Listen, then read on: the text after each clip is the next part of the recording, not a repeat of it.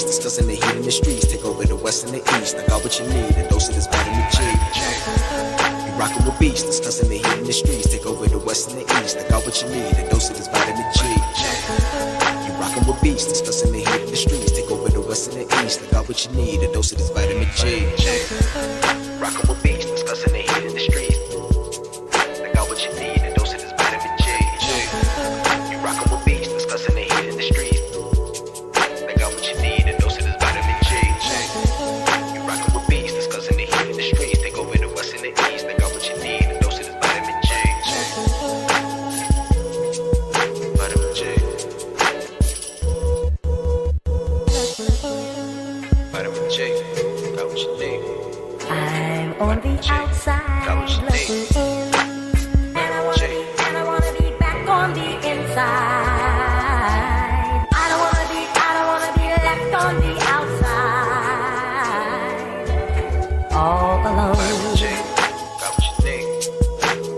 Vitamin G, got what you need. All alone. Vitamin G. Discussing that heat in the street, and we got just what you need on Vitamin G. You rockin' with beast, discussing the heat in the streets. Take over the west and the east. I got what you need, a dose of this vitamin G. You rockin' with beast, discussing the heat in the streets. Take over the west and the east. I got what you need, a dose of this vitamin G. You rockin' with beast, discussing the heat in the streets. Take over the west and the east. I got what you need, a dose of this vitamin G. Rockin' with beast, discussing the heat in the streets. I got what you need, a dose of this vitamin G. You rockin' with beast, discussing the heat in the streets. Got what you need, a dose of this vitamin G. You rockin' with beast, discussing the heat in the streets. Take over the west and the east. I got what you need, a dose of this vitamin G. Vitamin G.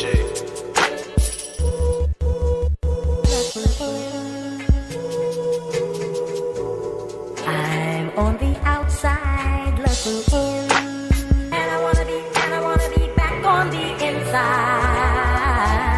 I don't wanna be left on the outside, all alone.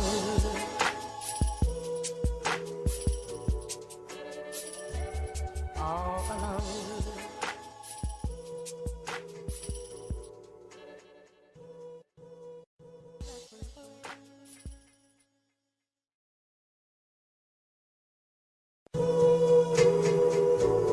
I'm on the outside looking in, and I wanna be back on the inside.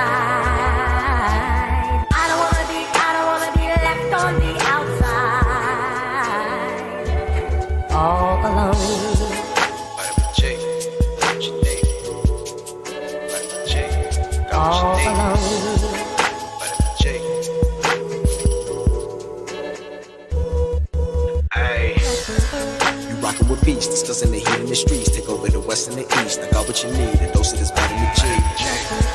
You rockin' with beast, discussing the heat in the streets. Take over the west and the east. I got what you need, a dose of this vitamin G.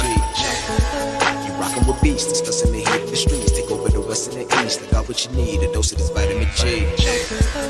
Rockin' with beast, discussing the heat in the streets. I got what you need, a dose of this vitamin G. You rockin' with beast, discussing the heat in the streets. I got what you need, a dose of this vitamin G. You rockin' with beast, discussing the heat in the streets. Take over the west and the east. I got what you need, a dose of this vitamin G. Vitamin G. Vitamin G. Got what you need. I'm on the outside looking in, and I wanna be back on the inside. I don't wanna be left on the outside, all alone. Vitamin G, got what you need. Vitamin G, got what you need. All alone. Vitamin G. Hey, final round.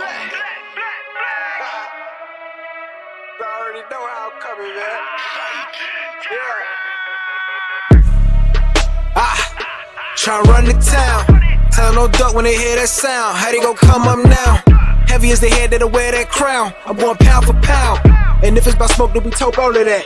from an ounce to a pound. Take it, they biting this now. Cause my drip right out the seat. How could they be? Give me a couple of rounds. Cause I'm a beast when I'm on vitamin G. You see this start crumbling now. Mad struck, start mumbling now. Get the gist, I ain't reaching for cloud. Plot twist, I'm the one with the keys. Clock blitz, know they love how I freeze. Different continents, I be torn. We living life, making yours look boring. See, we win at the end, it's a spoiler warning. Cause I keep heating up, I might blow the whole planet. They calling me toxic like global warming. But they keep tuning in once again and again. I'm the one at the top, just to form a warning. Truly, I'm De Niro when it come to movies. Get De Niro, entertain the groupies. Habanero if you come pursue me. But I hop on the gang, too busy rolled up whenever my girl getting moody. Link up with the gang, we all go insane, catching them bills on the duty. I'm in Stixie, I'm locked in. Bought a box, I was like 10. Back then, used to box, nowadays they ain't throwing hands. Mama said we got more advanced. One thing about me, I adapt, bought a Glock fin. Keep me safe from the block in. The game kept me off the block. Ain't got flex about looting my Ruger. I can shit on you with my computer. See my graphics card costs more than your damn job can afford to pay you. And my monitor, big as hell, detail, so I can see when I spray you. To reload the clip and record the clip is go all say to that SSD. Know a whole lot of trill game heads like me wanna see tuned into that VGP.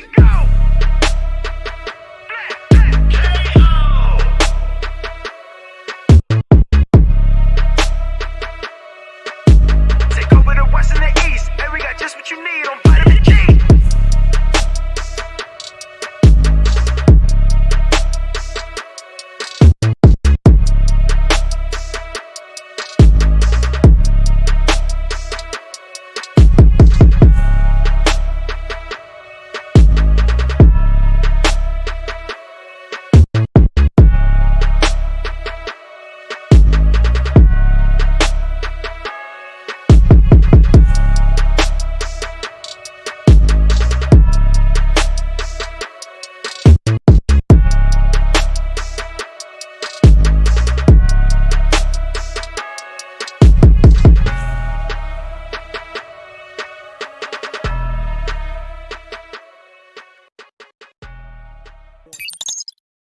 Putting on blast. What's going on, What's going on, everybody? Fuck me! I'm trying to do a goddamn intro and y'all motherfuckers keep interrupting me. Will y'all find your silence, please?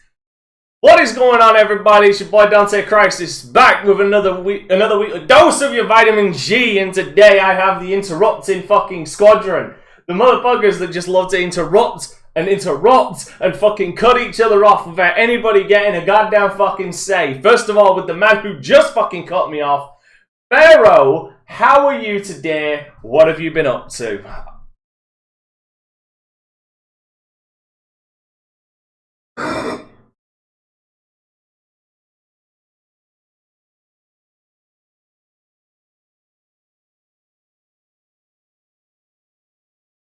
Alright, so you're actually being a father. Yeah, good man. Now speaking...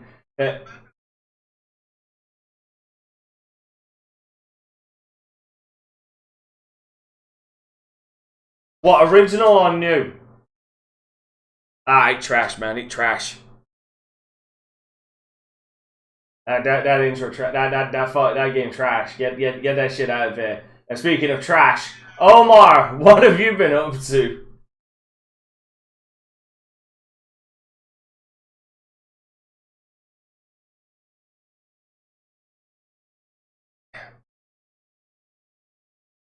No, I think something pulled him away. I just don't think he's talking.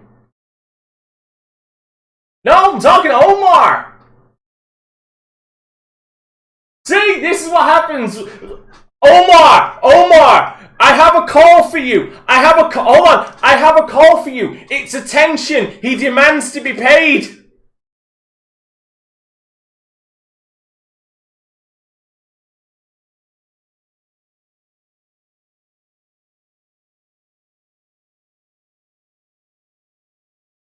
Wait, hold up. I just looked over at something. God fucking damn it, OBS. Why must you do this to me? All about it. Me and OBS. Yeah, fucking OBS doing it to me again. Fucking switching over the goddamn audio. Luckily, we just missed Pharaoh talking, so, you know, OBS interrupted him, so fuck it. Go ahead. Omar, please. Start from the top, please. Started playing again crosscode, having a blast. I am the kind of completionist type in a way.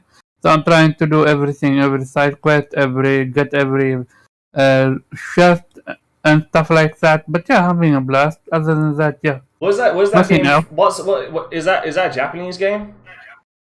No, crosscode is interesting. You can actually code in a way Japanese because it plays in an MMORPG setting, but single player campaign. Oh.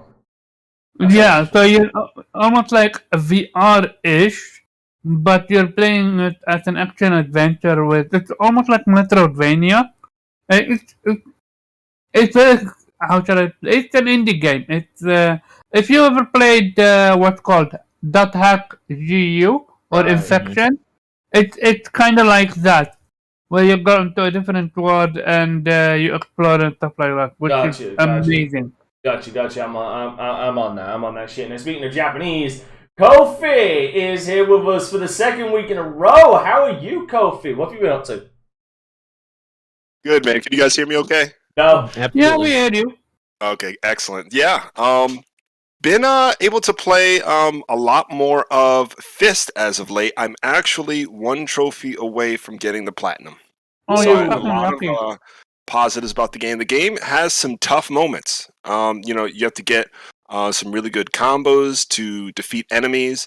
But I really think it's one of the underrated Metroidvanias. I don't hear anybody talking about it. I know Metroid Dread is like the most amazing thing. I haven't played it, so I'm not going to diss it or Bitch, lift it up. that shit's the talked about best thing it. since fucking sliced bread. I talked about it You when I said finished. that's how you the feel about trophy. Dread, Dante? Dude, Dread is fucking amazing. Play it. Really? Okay. Play it. Cool. I'll have to get my Copy, Pro copy. controller back together because I'm not going to play that on my handheld. Oh, I usually fuck play no! portables when I'm Fuck playing. no! That game.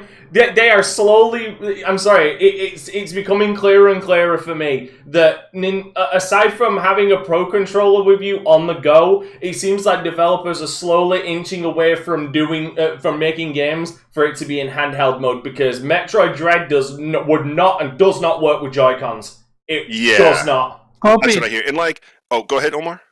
Would you agree with me that Fist, the game, needed more enemies with larger health pool so you can do the combos on them? Because most enemies die in almost 2-3 hits. Especially if you're using the fucking fan, the drill, you're literally almost one shot, two shotting, three shotting bosses. I guess I didn't really have that type of experience. Most of like the sub bosses or the samurai enemies or the ninja enemies, like the ones that they were those fun. I had a pretty good time comboing, especially with the whip and the like you said, the drill. But I never thought about them having too little health. I have two issues. Oh, go ahead. What did you think? This is Kofi's intro, damn it! The reason why I thought that because you know how you need to do that practice, like everything that you're doing in that practice combo, you're not gonna pull it off on enemies because they will be dead by the second time you hit them. That's why, in my opinion, I kind of see what you're saying. I mean, like I feel like the samurai and some of the sub mid bosses did take some of the combos I practiced with Master Wu. Mm-hmm. Oh, okay. But I don't. My one issue with the game, to be honest, I think the game is like borderline 9 out of 10. Is the parry, like not the parry with the stun blaze, but the inherent parry in the game? You get it a little bit too late, I think, and memorizing or like learning the attack patterns so that you can parry average enemies is really intricate, like all the frames, and that's some fighting game type stuff, and I love that because the reward off of the parry is so the slowdown, the drama, the stun damage that you do, it's perfect. But it's just like you get it like at 60% past the game, and it's like I get it, but it's too late. It's a little bit too late. You actually get it at the end, almost at the end. That's the thing. Like you kind of have to find it. It's not really like part of the story. But yeah, I unlocked everything. Like I have the time slowdown skill, which is amazing because you can basically wipe Cicero. Now. Yeah, you can like wipe Cicero in like No time. Did you get every health pool and mana pool? Because for the life of me, I can't finish a few areas, despite the fact I searched everywhere. All right. You Now, can't finish. Well, we'll have to come back. I'm sorry, but yeah, we're gonna have to come back. Other than that, I haven't playing much else. Oh, I finally get back into Tales of Arise. And Tales of Arise, just to say, I'm like in the, I don't know how to say, like kind of like post main arc, which I love. So yeah, finally gonna like actually finish that game. So that's it. All right, cool. So Kofi is nearing the amount of trophies he needs to that game, 0. Now, speaking of 0, Reggie, Mr. Zero himself, what have you been up to, my man? How you been doing? I am well, man. Not and been avoiding the internet because I'm gonna see Spider-Man tomorrow. So he dies in the end. I'm just ignoring Dante. Just gonna keep moving forward. I started playing Mighty Number 9. Why? Why? Because Mega Man is my favorite game series. Just play Mega Man. I had to see what Kenji was doing. It's not great. There are some kind of interesting ideas there, but overall, bro, Mighty Number 9 not being good is an understatement. Like saying the Hindenburg was an accident. I mean, it's just like all these. After years of refinement for Mega Man, it feels like such a step downwards. Right. I mean, especially because Mega Man 11 is so good. Yeah, yes, Mega Man 11 is fantastic. Yeah, they answered Mighty Number 9 with Mega Man 11. It was a better Mega Man game than from the guy who fucking made Mega Man. Yeah, so Kenji, sorry, bro. Maybe better luck next time. So I'm at the very last boss, or last level of Mighty Number 9. So I'm just gonna finish that out and never speak of it again. There is also an indie game called Mega Man Girl or something like that, where you can play as a lady Mega Man, which I highly recommend if you love Mega Man and stuff like that. And I gotta get around to Iconoclast since that seems to be Mega Man inspired as well. Otherwise, wait, which game? Iconoclast. Dude, I literally recommended a few weeks to Kofi, like last week, and he loved it. You're gonna love it. Enjoy. Otherwise, utterly dominating Pharaoh and Kofi in some Top Golf that we played yesterday. Just utterly dominating them. So, like, you know, I get W's everywhere.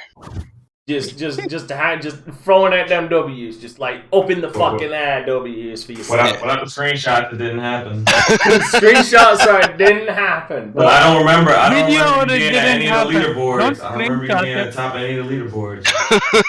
You can always doctor screenshots. Alright, video it didn't happen.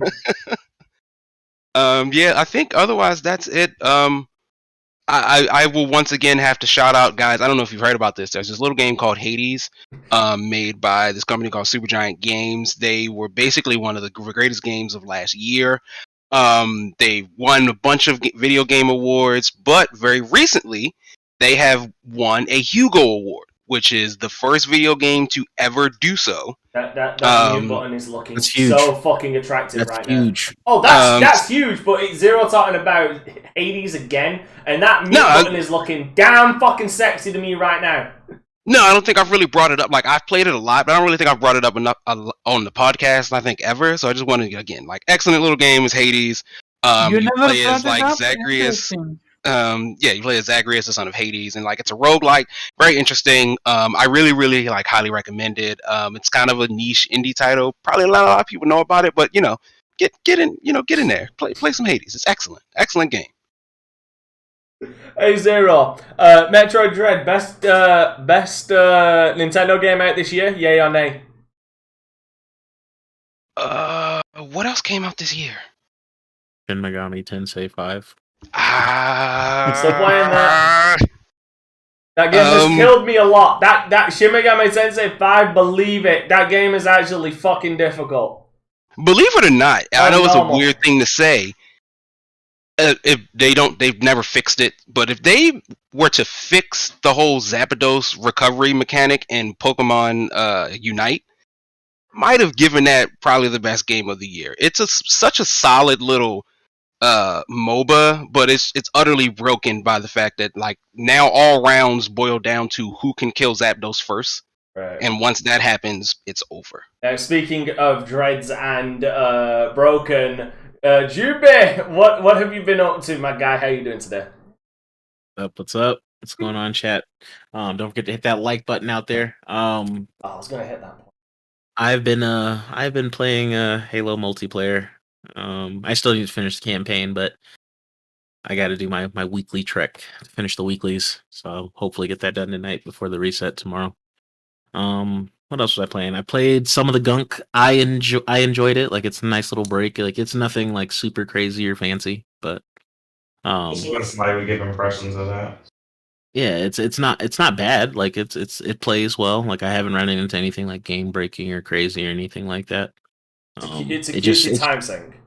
Yeah, it just doesn't really do anything special. That's my only gripe about it. Which, you know, yeah, we've had some amazing experiences this year, so I'm not too mad about it. With a vacuum cleaner, just sucking shit up. Yeah, I mean, I liked Luigi's Mansion. I liked fucking Mario Sunshine. I was about to say that. So. Like, I look at that and I'm thinking to myself, because I was looking at footage for it because Omar was on his weekly I need to bitch about something, so this is going to be a topic thing on Twitter. And I was looking and I was like, why am I thinking of Luigi's Mansion meets Slime Rancher? Luigi mentioned meets what's called Ratchet and Clank more. Well, there's not enough combat for it to be Ratchet and Clank. That's not a good comparison. Okay, it's closer to Kina if we're gonna talk about games on the other side there. I mean, Kina looks way better than this game, but my feelings for Kina is again the same thing. Like, it doesn't do anything like super special. It just looks pretty.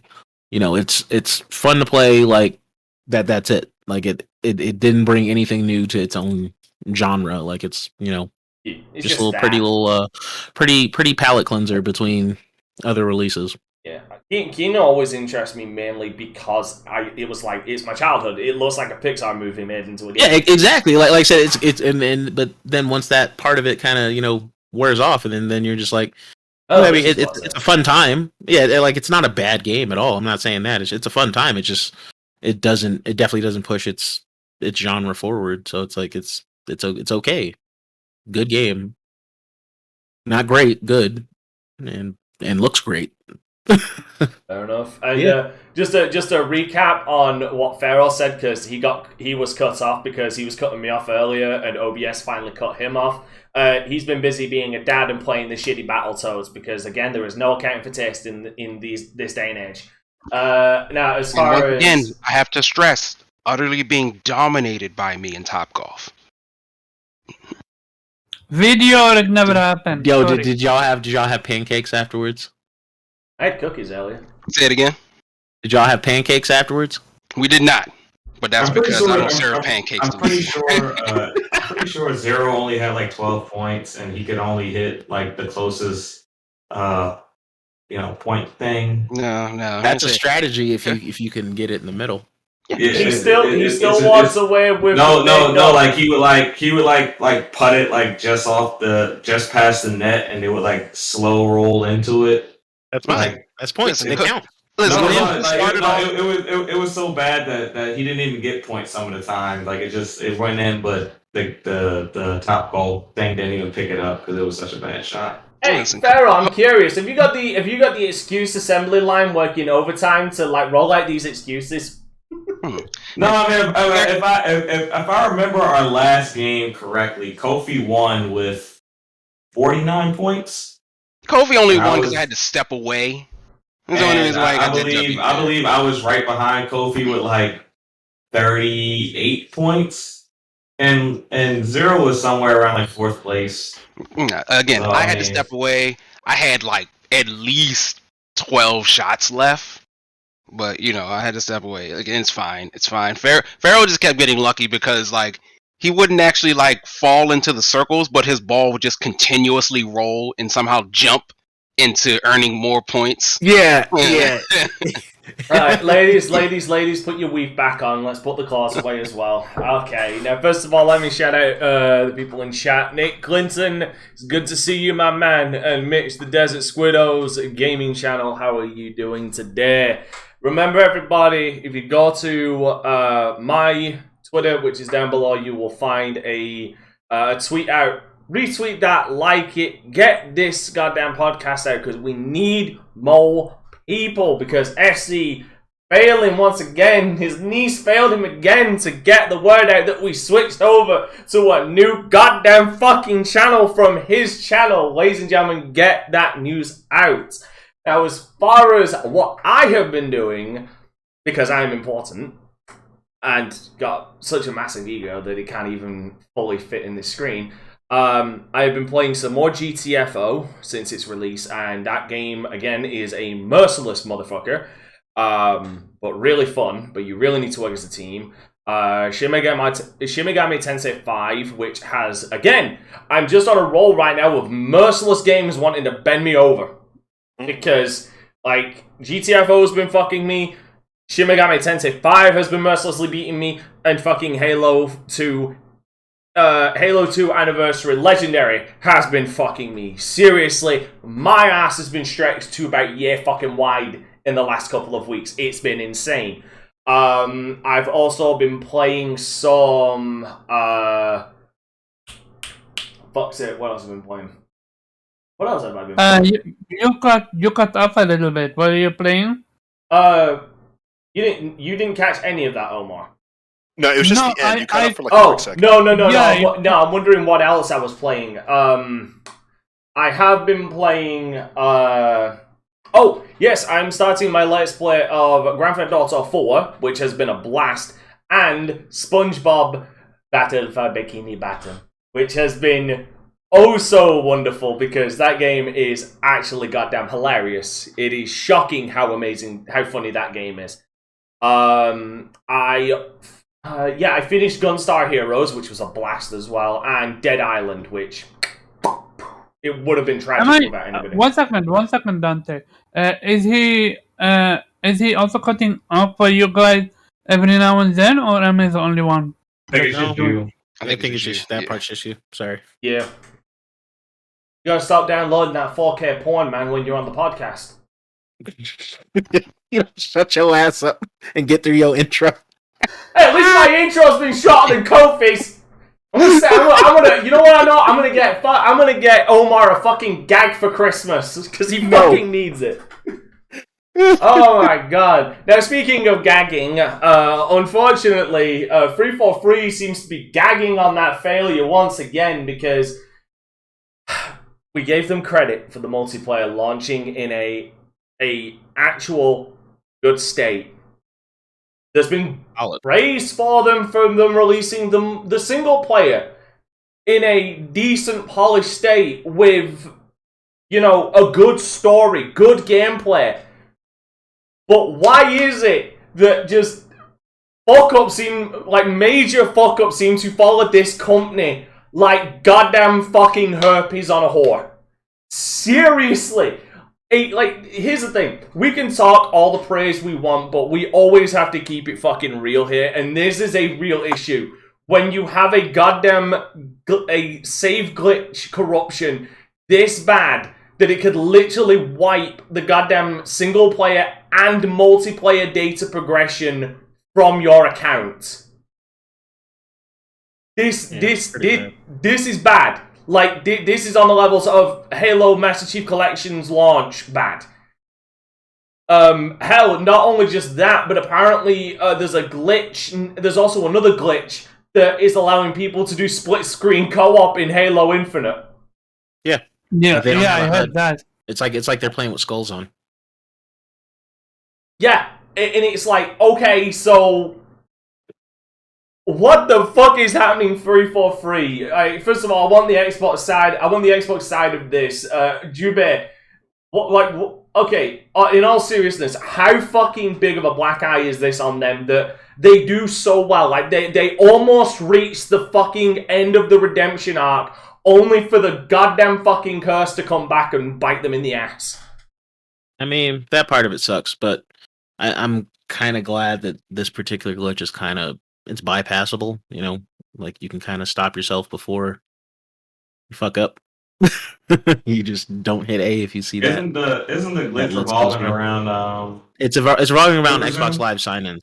Yeah, okay. Not necessarily quick. But isn't the main issue the quick resume? No, the main issue is not really. quick resume. The actual main issue is actually it's trying to sign you in twice, which for some reason when that happens it yes, it is a controller disconnect as well as a second controller being connected to your Xbox issue.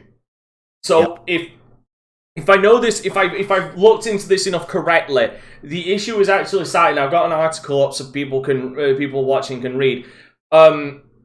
This happens when your Xbox controller disconnects and then reconnects to your Xbox, and it tries to sign you in again.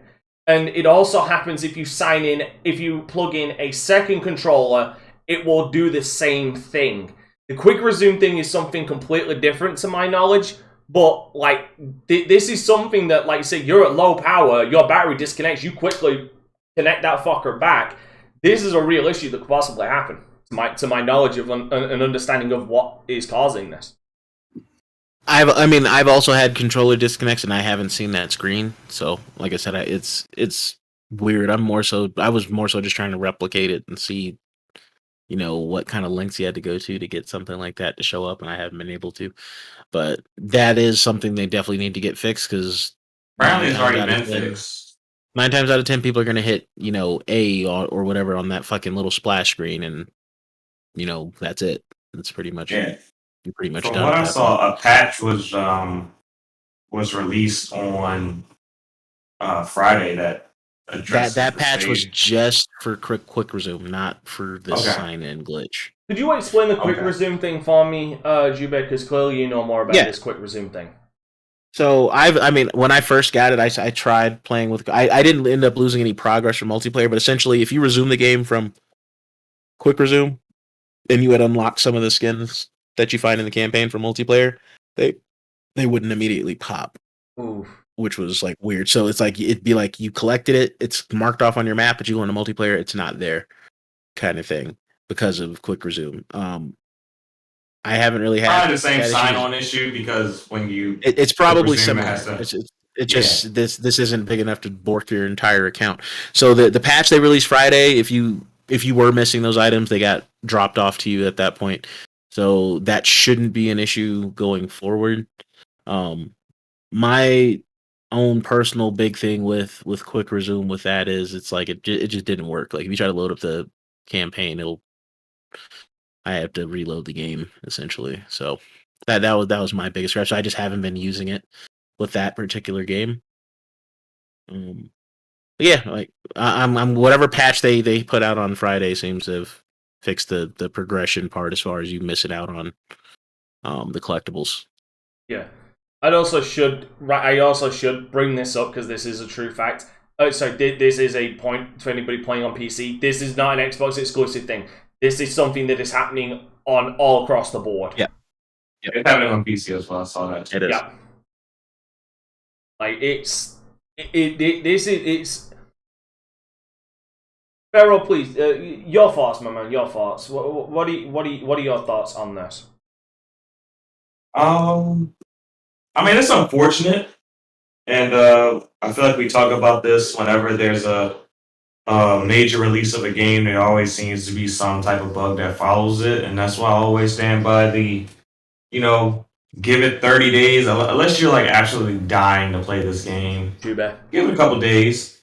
Let them drop those first 2 or 3 patches, because there's nothing worse than like dealing with your 15 hours into a game and you lose all your save data, or just anything crazy that happens with these games nowadays. It feels like this only genre that seems to walk away like unscathed from these type of issues for the most part seems to be like the JRPG genre. Bullshit. RPGs got away with this. No one gave a shit when this shit happened. No, hey, Scarlet and Tails didn't have no. That's what I'm saying. The JRPGs are typically pretty safe.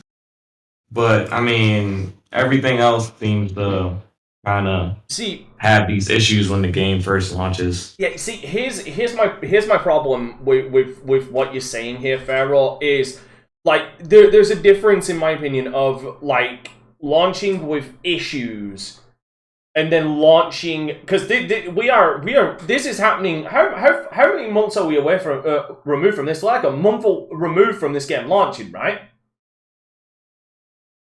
It launched on December 8th. Oh, it was December 8th. We're 12 days. We're 12 days. Yeah, it launched on December 8th. It's been out 12 days. Less than 2 weeks. It hasn't been 2 weeks. All right, fair enough. They released a patch fixing one of the issues 4 days ago, so they released a patch within like a week of discovering something's wrong with it. Fair enough, right? Well, then but I'll still bring up the first point because I feel it is still a valid point to bring up.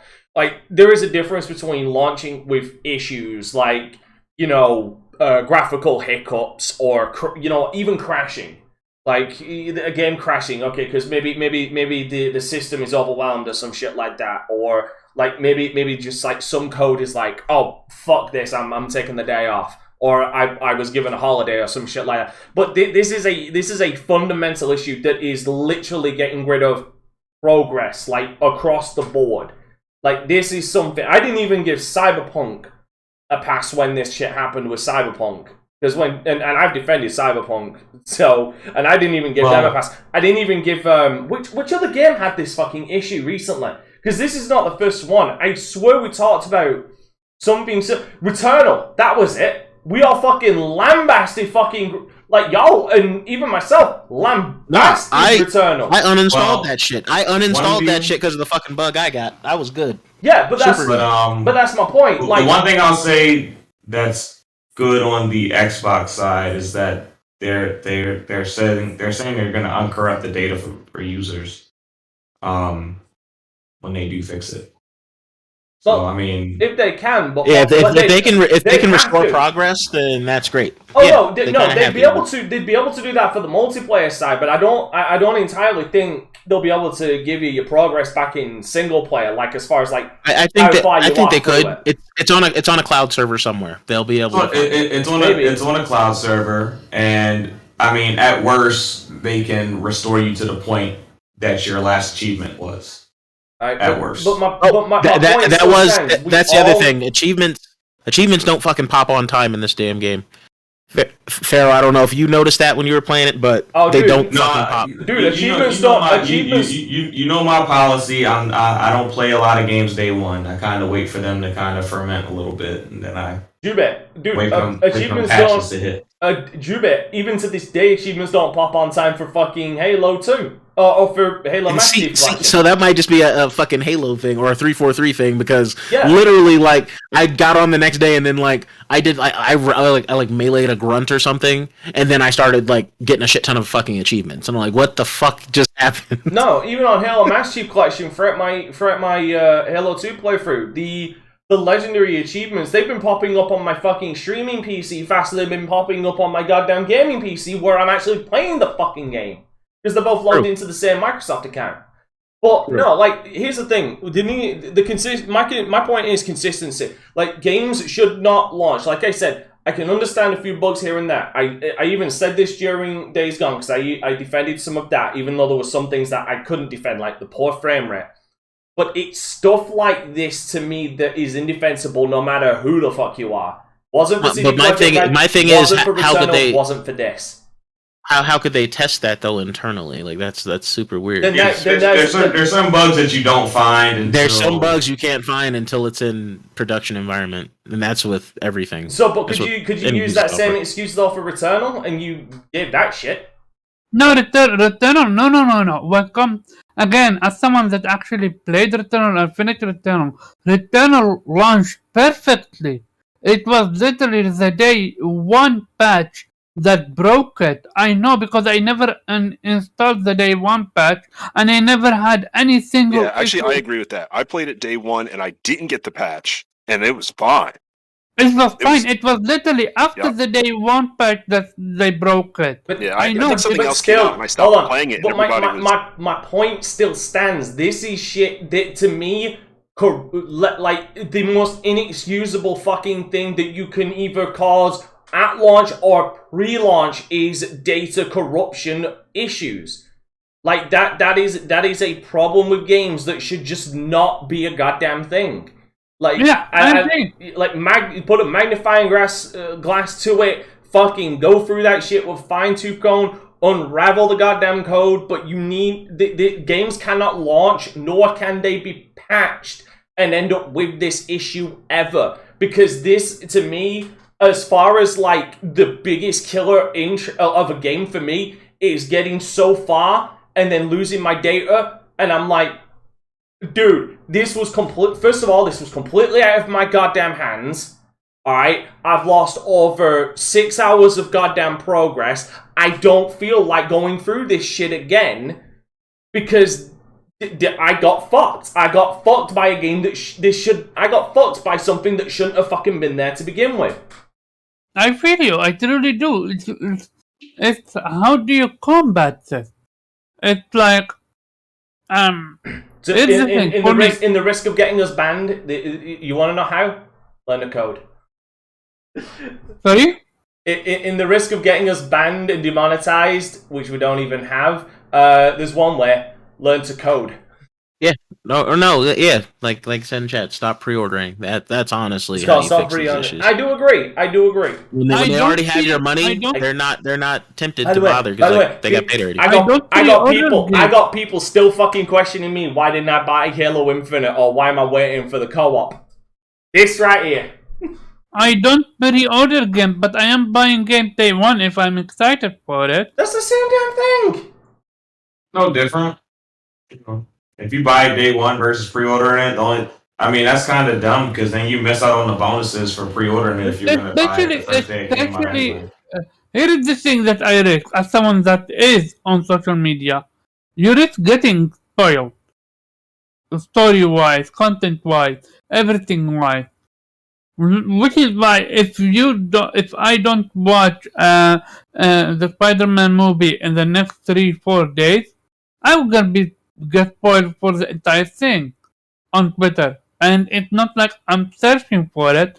I've been literally minding my own business, and all of a sudden I've seen something from Spider-Man. That can literally be done for every single game in the game, and you see every single game in the existence. This is why it's almost like it's a mix between of FOMO, fear of missing out, and getting spoiled is why pre-orders happened, and day one happened. Also because people have waited for, 6 years, 7 years, 5 years to play a game, and so when it comes out, they're not gonna wait 1 month, 2 months, 3 months for it to be quote-unquote fixed or whatsoever. They're just gonna buy it and play it. Yeah, go ahead, Dante. I'm just saying that I waited over a year for Death Stranding and way over a year for Final Fantasy VII on PC. So, then again, I'm a fucking freak. On PC. Yeah, but I'm a freak. It's buggy right now. Like you just and I'm waiting for it. I ain't bought it. I'm waiting. Yeah, I'm a freak. Yeah, like if it's like a lot of these games, you do just nowadays you gotta just wait. You gotta wait a little bit and let them fix the game up, or play the game day one, knowing that there's a possibility that you're gonna experience some bugs. Mm-hmm. That's trade off. Like you gotta understand, like in today's gaming, a lot of games don't come out necessarily finished 100% polished. But that should. But again, going back to it, I'm assuming data corruption. Well, that's something they couldn't anticipate. I mean, it's a bad bug, but it's a bug that they probably had no way of finding until millions of people started playing it. Because I'm pretty sure this data corruption issue is not affecting more than 10% of gamers. The question is, how did it slip through the crack? Because there are certain bugs that only reveal themselves after there's millions upon millions of hours of playtime. And the only way you get millions of hours of playtime is if you have a couple million people playing it. It does sound like it was the way at least I'm understanding based on how you guys are explaining it, like it is something that seems a little difficult to nail down. Okay, you know what? Like I said, I've tried. I've disconnected. I've tried. Yeah, because we know sort of like in-game bugs, like we take Days Gone and sort of the motorcycle thing where you can like clip through stuff. The fucking game not loading in. Yeah, like that's a sort of like it's a game testing thing. So it's like, of course, I ride through the motorcycle as I'm testing the game and figure out what's going on. The way I understand this, one, like it is a bug tied to like signing in or trying to sign in double, which like I guess doesn't really ever happen on pretty much any system where you sign in, right? There is so I don't. To anybody who wants more information, there was a video done by a dude who was able to easily replicate the issue. Give me a second. I will find his. I'll put it in the chat, in the YouTube chat for anybody interested in watching it afterwards, so they can see fully what this does. But sorry, Zero, go ahead, please. No, so it is very unfortunate, and hopefully, like they're kind of getting this fixed very, very quickly.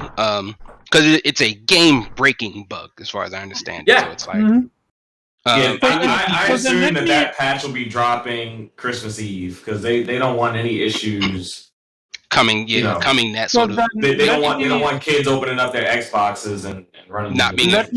Let me ask this then: should we get what's the word for it? Compensation. Yeah, thank you. Compensation for it. What I mean by that, especially if you're someone that got fucked by it, you have literally proofs. You have literally showcase of you buying the game day one or paying on Game Pass day one. It can literally show it on your Steam ID and PlayStation ID or whatever. Should you be actually genuinely be compensated by it? By the developers or publishers. Let me hit this one actually, because I actually do slightly agree with Omar here, and the reason why is because I want to actually move on to Kofi next, because Kofi has been, aside from myself, has been the second most critical of 343 on this goddamn podcast. While FC was their biggest apologist. Every fucking time we just dig in this man. There is a small glitch and there is genuine bigger let me glitch. Let me finish. I feel to goodwill. I feel like they should release something like a skin, like a skin, like a full armor set. Like release a full armor set, like full weapon skins to the community. Let everybody have it and have that as a goodwill sorry for such a fuck up. It will cost them nothing, and it will generate more. It will generate goodwill, but it wouldn't. They could literally just create a skin for both armor and they could create a skin for both armor and weapons. They could release it to everybody and literally have a message pop up saying this along the lines of this is a severe apology from 343 to the Halo community for such a game-breaking glitch or game-breaking bug. We hope to continue to get your feedback so things like this do not happen in the future. We appreciate and treasure your feedback and your opinions and your continued patience with us. So please enjoy this skin as a sorry from 343 to the community. And that would literally be like a PR blessing to them. Like that would put them in so many good graces. I was thinking of a DLC because green skin is a nice gesture. But again, we're not talking about a small glitch. We're literally talking about a save file that literally... No, and I get that, but you can't... Here's the thing. But let me explain. Time is money for a lot of people. So if you're gonna fuck if I'm going to get fucked over that way, in my opinion, I deserve them to be compensated in a sense of a free DLC or something like that. A skin is, in my opinion, weak, but better than nothing, I would say. Does any where do you guys fall on this in this camp between me and Omar? Because like I think depending on a developer versus first party versus third party, I think there's different things they could do to make it better for the customer. I mean, like Xbox, they could maybe give you a couple thousand points of Microsoft awards, or a monthly Game Pass free or something like that, or a third party developer could give you like 15% off on your next sale. I would say for the individual people. I would say for the individual people. Here's the thing. Okay, so if we're talking about the individual, What are you saying? I would say for the individual, I would say yes. Give the individuals personally affected by this, give them Microsoft points for a purchase or something like that. Like give them some kind of compensation for this bullshit. I'm talking like as far as a broader PR move. It would be beneficial. I don't think the community needs to be compensated for onesie twosie bad experiences. Like just because I ordered a pizza and the delivery man dropped my pizza doesn't mean that everybody on the routes should get free extra toppings on their next order. That's why I said on an individual basis. That's why, no, I think skins would be. I don't think they're going to give out DLC. I don't think that's. Here's the thing: what DLC could they give out? Because they're already giving out all future DLC for free anyway, and most of them DLCs exactly. Are like we're gonna get maps and expansions, hopefully for campaign, but still. They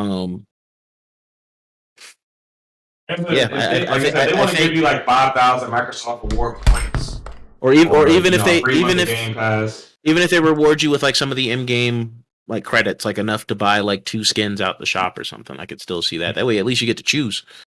What you get, and you might save it and find get something that you were gonna pay, and like, hey, then now that's free for me. Like I could see them doing something like that. But a whole like paid expansion, no, probably not. Because like they've already turned around and said all future maps and stuff is gonna be free because they're moving towards obviously the battle pass model. Which has seen, in my opinion, has seen mixed results. Mm-hmm. Okay, Kofi, my man, my homie, the man who practically damn near crucifies 343 on a more regular basis than me. What do you see about this whole situation? How could 343 fix this other than actually fixing the bug, or are we getting the pitchforks and torches out to burn the witch? So this time around, I'm going to refrain only because this latest controversy I am not familiar with. Guilty admission. So yesterday, this is totally random, but yesterday was my birthday. So these last few days, I have not paid attention. I did hear about the microtransaction controversy. Like a week or maybe 2 weeks ago now. But this latest one, I don't know enough to either hate or defend. I do like that their core gameplay seems to be the most fun out of Battlefield Vanguard and that. Easily. Hilarious. Fuck. Yeah, right. Easily. I agree, Dante. It's like, wow, after all the drama, right? Seeing, what's his name last summer? Craig. After all that, so I kind of like, should I be hating on them? And now, if we start rolling deeper into 2022 and some things like Forge get pushed back, I might pick up Pitchfork. Already got fucking pushed back. I gotta wait till May now to pick up the game, which at this point is a blessing in disguise. Yeah, so I have to read up. I really have to read up on this. This happened, yesterday? 2 days ago? No, this has been going since the 14th. Coffee. Oh, the 12th, the 11th, actually. The 11th? Oh, yeah, the 11th. Okay, I've been under a rock. Yeah, I'd like to know, where is that rock? Have you been living under it on Mars with your fingers in your ears? A little bit. I will be back on Twitter soon, but I've really missed a lot. Man, you don't even need to be on Twitter. Coffee, did you know they cut almost 2/3 or 3/3 of the game? Yeah, this game could have been long as fuck, and we won't know now. Yeah. If they cut, here's the thing: if they cut a lot of the content out, from what I've seen of the game, and I can't believe I'm about to say this, the game actually fucking benefited from it. Because this game did not need to be 50 fucking hours long. This did not need to be Far Cry. This did not. That was going to be my question. Like, things get cut all the time, and is it because, like... Is it side bullshit? Yeah, did it make sense to cut it? I mean, it also leaves the door open for them to also release that shit for free. So that's some bullshit. There's still a chance we can still get it. But... Like all that content that they cut from the game is gonna slowly integrate its way back into the game. It shouldn't. Absolutely. I'm not gonna lie. It shouldn't. Like if it's main campaign stuff, like unless it's story missions that they cut out, then fine. And then I'll just question why did you cut it out to begin with, aside from time. But if it's side content, like Yo, stop going in and out. You're pissing me off. Jeez. What, me? No, you. Not you. Sorry.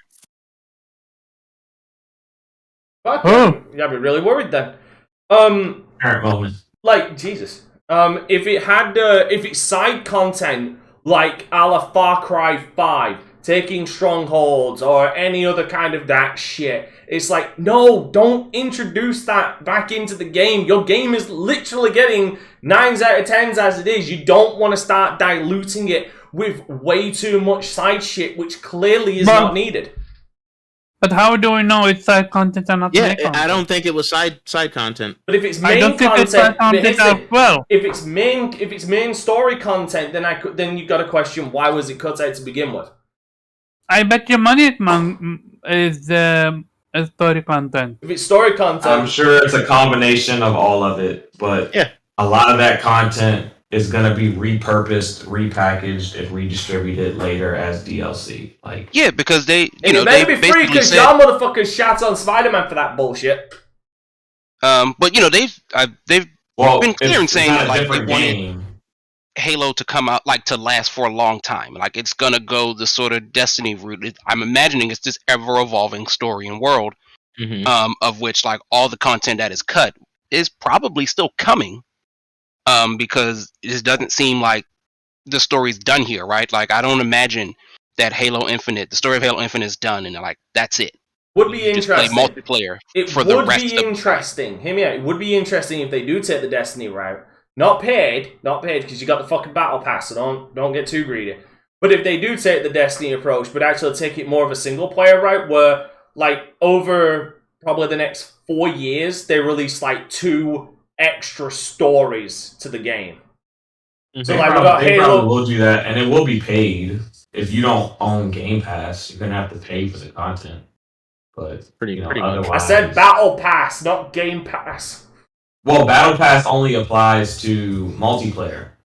So if we're talking about story content, we'll see. That would be DLC. It would be separate.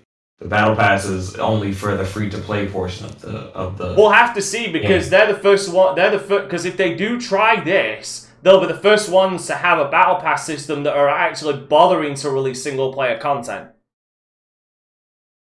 And that's the truth. There is I can't think off the top of my head of any game that has a Battle Pass system that's actually released single player content. GTA didn't do it. Modern Warfare, Black Ops ain't done it.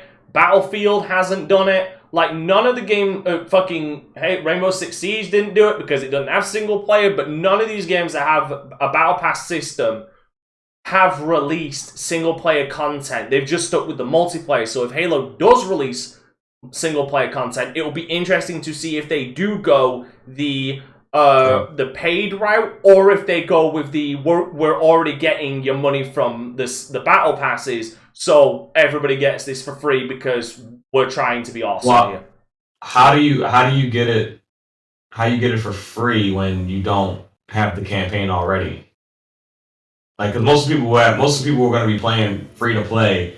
I'm guessing the ratio is going to be like, what, 30 to maybe 35%? Okay, now there I think you're underestimating our campaign owners, and then the rest are just people who, are playing the free to play. I don't know. When I look at the ratios of Halo players, Like, if we're talking people who play multiplayer games, I'd say Halo actually has the highest ratio of people who play the campaign equally as much as they play the multiplayer. Because but I think when you open up free to play, you're bringing in a lot of people who weren't necessarily core Halo players to begin with. Then they'll still have to buy the campaign if they want that extended campaign. Anyway, they'll still have to pay it. So, like, again, like my point still stands. They'll still have to pay for the campaign if they want that extra campaign content that could possibly, hopefully, come out for free if they do it. Now we're getting off goddamn topic. Does anybody have anything else about this massive glitch problem? Nope. Hopefully, like I said, they'll get it fixed. The better. I am also glad that they're also doing us a one-up with the next that Samurai Armor event. The next one, they're actually taking away like some of the bullshit like challenge swaps and stuff, and putting the Samurai Armors they put in the stores into the pass. So that's something they really should have did from the get-go. But I'm kind of glad that they're going to do that. All right, moving along to things that should have been there from the beginning, but they're finally being added. Ladies and gentlemen, there's a new Splinter Cell game coming out. Oh yeah. I don't know to be excited or disappointed. I mean, here's the thing. Hold on, because people just hear that and they don't know what's actually going on. Like Omar. But Sorry, can you repeat that? I said there's a lot of people who don't actually understand what's going on, like Omar. But I actually read the press release. So for everybody who doesn't know, this is actually being led by the Ubisoft Toronto team, the same team behind Splinter Cell Blacklist, which, out of all of the more recent ones, as far as if we look at Double Agent, Conviction, and Blacklist was the more stealth game in a sense. Well, you know, obviously Double Agent had a lot more stealth, but I would say Blacklist was the more refined of that. They're the ones heading this. Now, this is not a sequel. This is not a remaster. This is going to be a from the ground up remake of the first game. Nice. With an emphasis on the ghost approach, meaning stealth. No. Meaning, Yes. and they also pointed out, it is going to have linear design. Keyword, no open fucking world. Again, this is Ubisoft we're talking about. And this is the official press release from Ubisoft. Yeah, I know. But we have also heard so many They things confirmed about... there's not going to be any open world elements? Yeah, they've confirmed it's a linear design. This is straight from the devs of Ubisoft Toronto. Like I'm looking at the IGN version of events, but I could look up the actual press release and highlight it. I think it kind of has to be a remake as opposed to a remaster. Although we're still in the very early stages of the development, we're trying to make sure the spirit of the earlier games remains intact in all the ways that gave early Splinter Cell its identity. Let me see. It is safe to say a lot of us on the team are stealth purists, and we're behind that level of seriousness when it comes to these kinds of mechanics and those sorts of things that we want in the game. And we're very, very aware of what makes a classic Splinter Cell what it is. It is important for us to preserve a sense of the mastery by supporting characters who observe the situations, make your plan, use your gadgets, and outsmart the enemy creatively and deal with the challenges they are presented with. Ideally, they end up coming out of the other end with no one realizing that we're there in the essence of Splinter Cell. Let me see if I can...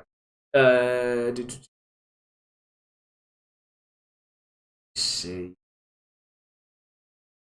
Trying to find out where they mention it. Solid base of the future. I'll have to find the original press release.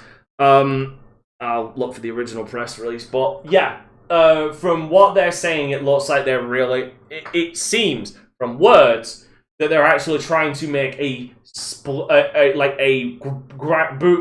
actual stealth Splinter Cell game in the vein of Splinter Cell 1, Pandora Tomorrow, and Chaos Theory, which I think a lot of people would agree Chaos Theory is the best Splinter Cell game ever fucking made. Now, the only thing that would be the cherry on the top of all of this is if they confirm Michael Ironside returning as Sam Fisher. That's the only... That would be super dope. I'd be like, yo. Yeah, here's the thing. I mean, his appearance, Sam Fisher's appearances in the Ghost Recon games, it was played by Michael Ironside. I would like that, but I also would be completely understanding of if Michael Ironside did not return. The man is now, I believe, in his late 60s, and I mean, it was a couple of years ago, but also went through cancer. Beat it, thankfully, but the man is, as much respect and love as I have for that man, he is not the Michael Ironside. He might not be the Michael Ironside we remember. So I would not be surprised, nor would I be disappointed if we learned that Michael Ironside did not return because he couldn't give the performance as Sam Fisher as we remembered. He would rather bow out graciously and let someone else take over than do a performance that would be a shell of what Sam Fisher was. I think we all agreed on that. I think that would be a sensible approach to that. Here's the thing with me and... I love how just everybody's ignoring what I said. I'm asking people's opinions on if they replace Michael Ironside because obviously he might not be able to do it anymore. I feel like now with a remake would probably be the best time to do it because I'd rather hear someone new than hear Michael Ironside sounding really tired. No offense to the man, old and tired, and not sounding like Sam Fisher should. What they could, I mean, another thing they could do is we could get a cameo of Ironside for sure. You know what? I would not mind if Ironside returned as a supporting role, just as a cameo thing. He's a supporting role. That I feel would definitely just because it's Splinter Cell does not necessarily mean we're going to be Sam Fisher, especially if they're going to reboot this game. No. It's not a reboot. It's a remake of the first game. It is a. If it's just a straight up remake, then it's a straight up remake. It's from the ground up remake of the first game. Yeah, is that not a reboot though? No, it's not a reboot. I literally just said this. I think it kind of has to be a remake as opposed to a remaster.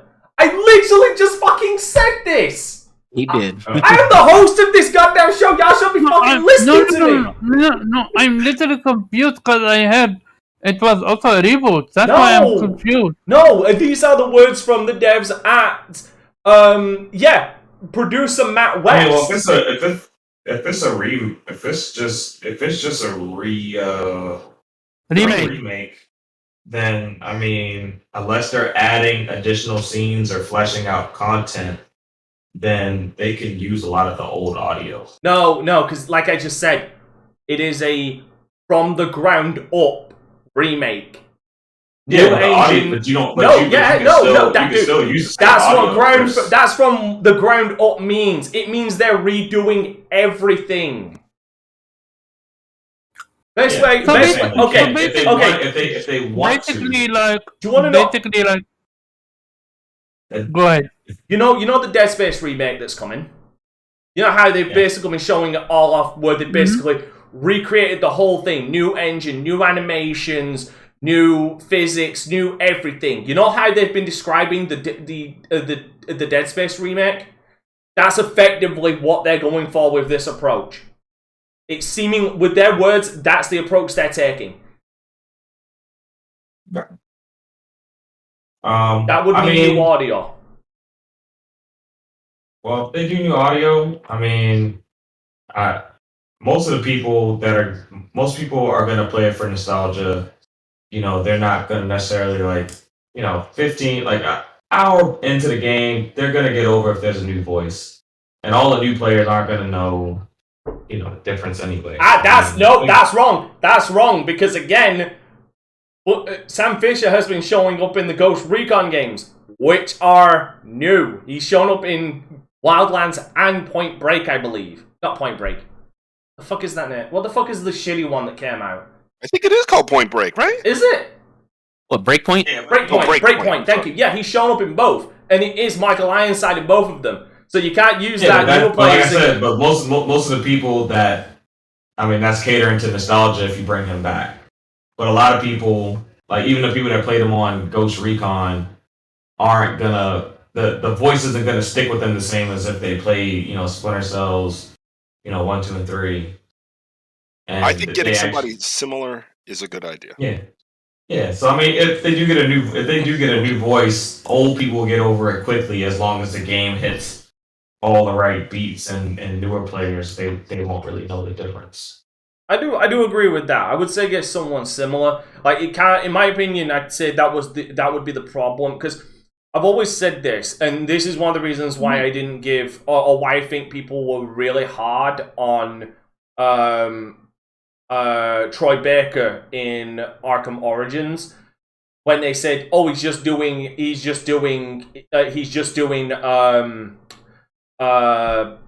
Mark Hamill's Joker." I'm like, that's seemingly the point. He's sounding like a younger Mark Hamill's Joker because you can't just replace Joker's voice and get away with it. He's way too established, and that was one of the key problems a lot of people had with Blacklist was. They changed his voice where he sounded nothing like Michael Ironside. So if they get someone who can sound at least very similar to Michael Ironside, Sam Fisher, I feel like people would accept it a lot easier. I have a question. Yes. I have a question. Is it possible for them to fuck us over with NFT in single player games or no? We'll get to that. That is the next goddamn fucking topic. We'll get to the NFT thing when it is. Anyway, I don't know. Does anybody have anything else they want to say? Do we have any You know, Kofi, you've actually been agreeing on a couple of these, so I'm assuming you're a Splinter Cell guy. Tell me, what are your thoughts on this? I'm really cautiously optimistic about anything Ubisoft does as of late. Now, I will admit that for like in the past, last gen, I liked some of their new IPs, especially The Division. Like I actually liked the first game. I know I'm like one of like 18 people who. Oh no, I liked The Division.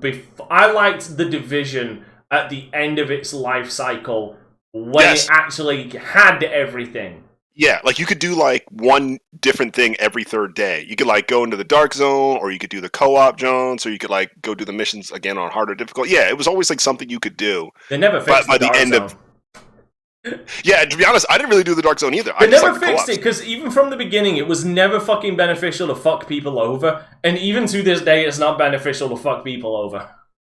Unless you just like the thrill of the kill. Unless you're just an ass. No, unless you're just right. I'll say it. You're a prick if you fuck people over in the dark zone. I'm usually not. But anyway, overall, I am concerned about their whole NFT movement and them not seeing when other publishers make sure that their game is an isolated experience, the positive reception they get. I think of something like Guardians of the Galaxy, or I think of something like Star Wars, what is it called, The First Order? Yeah, oh no, the Jedi Fallen Order. Fallen Order, yeah. Those games, both publishers, which are typically super greedy, said, maybe we shouldn't have these greedy transactions, microtransactions, or NFT, or whatever's new, and people might buy the game based on reputation and quality storytelling. That's what we should get. That's what I'm not sure Ubisoft will do first. Yeah, that's why I'm thinking, I'm actually looking for the snake inside the grass. That's like Ubisoft doesn't do anything out of good of their let's be honest. So this are we like, it sounds like we're transitioning to the NFT topic. And I'm gonna smack Omar if he keeps talking about it, but I understand looking for the snake in the grass. My thing is, because here's the thing, I'm getting burned. I'm getting annoyed about. I'm getting a little annoyed about unnecessary remakes. Because we've talked about this before, about remakes that are necessary and remakes that are not necessary. I believe Medieval was an unnecessary remake. It wasn't exactly a popular franchise to begin with. It wasn't like a classic. It basically wasn't Crash Bandicoot, for fuck's sake. It wasn't Spyro. It was Medieval. Okay, you want to talk about fucking niche audience, like that is like that's that. There are certain games that I don't say warrant remakes, that kind of work as remakes. Demon's Souls works as a remake because you're able to do a lot more things with Demon's Souls with the advancement of technology. Resident Evil 2 didn't necessarily need a remake. Everybody was clamoring for it though, but it worked. The advancement of technology actually enhanced the experience in many ways. For me, and there are certain games that, like, I would say benefit from remakes. I would say I'm trying to think of a good example of throw some remakes out there so I can nitpick and say which ones actually benefited like from a remake. But just think of that while I finish my point. Splinter Cell for me, even though I like to see franchises move forward or for publishers to make or developers to make new ones, if you're gonna remake something, I would say, first of all, I'm just glad they're doing something with Splinter Cell instead of just a fucking DLC bullshit like Siege and Ghost Recon. So I'll happily take a remake, but the thing is, like, back in the day, Sam Fisher and the Splinter Cell series were like the pinnacle of fucking stealth games alongside Metal Gear Solid, but they did stealth in two different ways. Where Metal Gear Solid was more about hiding in plain sight stealth. Splinter Cell was always about the hiding in the shadows kind of stealth. Do you know what I mean? Yeah, especially how you literally can pop out lights with your gun. Now, so you just stay in silent. Yeah, sorry, continue. Yeah, so Splinter Cell for me being remade makes sense from a technical standpoint because all I can think of is, you're remaking Splinter Cell. Holy shit, if that's what they did back in the day with Splinter Cell on the technology of the time, imagine what a remake Splinter Cell would look like now. And amazing. And it introduces a franchise that, let's be honest, has been dead since the PlayStation fucking 3 and Xbox 360, and introduces it to a whole new fucking audience. It does. Because it's not like stealth games are dead. Like you've had a couple stealth games. You had the Dishonored games. In a sense, you've also had Deathloop, which was also a slight stealth game. The Metal Gear Solid series is still big in people's hearts, and now there's actually a void left by Metal Gear Solid for Splinter Cell to come back and kind of fill in that like real stealth itch that people have. Like, so it's not like stealth elements have disappeared. We're just now getting a game that is pure fucking stealth, which there is definitely I wouldn't say a niche, but there's definitely an opportunity for them to reintroduce it into the gaming consciousness more than it already is. So I feel like a remake is a smarter play than just doing a sequel that people will question. Splinter Cell, what the fuck is that? And then people can, but with a remake, you can bring it out and people will experience the first Splinter Cell and build, and they can build off of that. Yep. So do you truly believe they're doing this out of the kindness of their heart? No, fuck, I don't think anybody does anything for the kindness out of their fucking heart. Do you think I'm hosting this podcast out of the goodness of my heart? No, I'm doing this to keep my own fucking sanity. No, that's a demand for the product, and it's gonna make money. Yeah, no. The money making is not an issue. People will buy it, but I'm talking about what I meant is in the sense of, are they gonna keep it clean or are they gonna introduce NFT in it? Because if you wanna introduce NFTs, then what better way than to put it in a game that have been highly requested? Like every single E3, people have wanted Sam Fisher to come back, especially when they did them so dirty. I know. I was thinking the same thing, Omar. Yeah. No. When they put him in that fucking mobile game, and people were like, "What the fuck? We have been asking you for years to give us an actual game, and you're doing us with the mobile thing." That's why, if Ubisoft want to, especially after they said that NFT is the future, What's the issue with NFTs?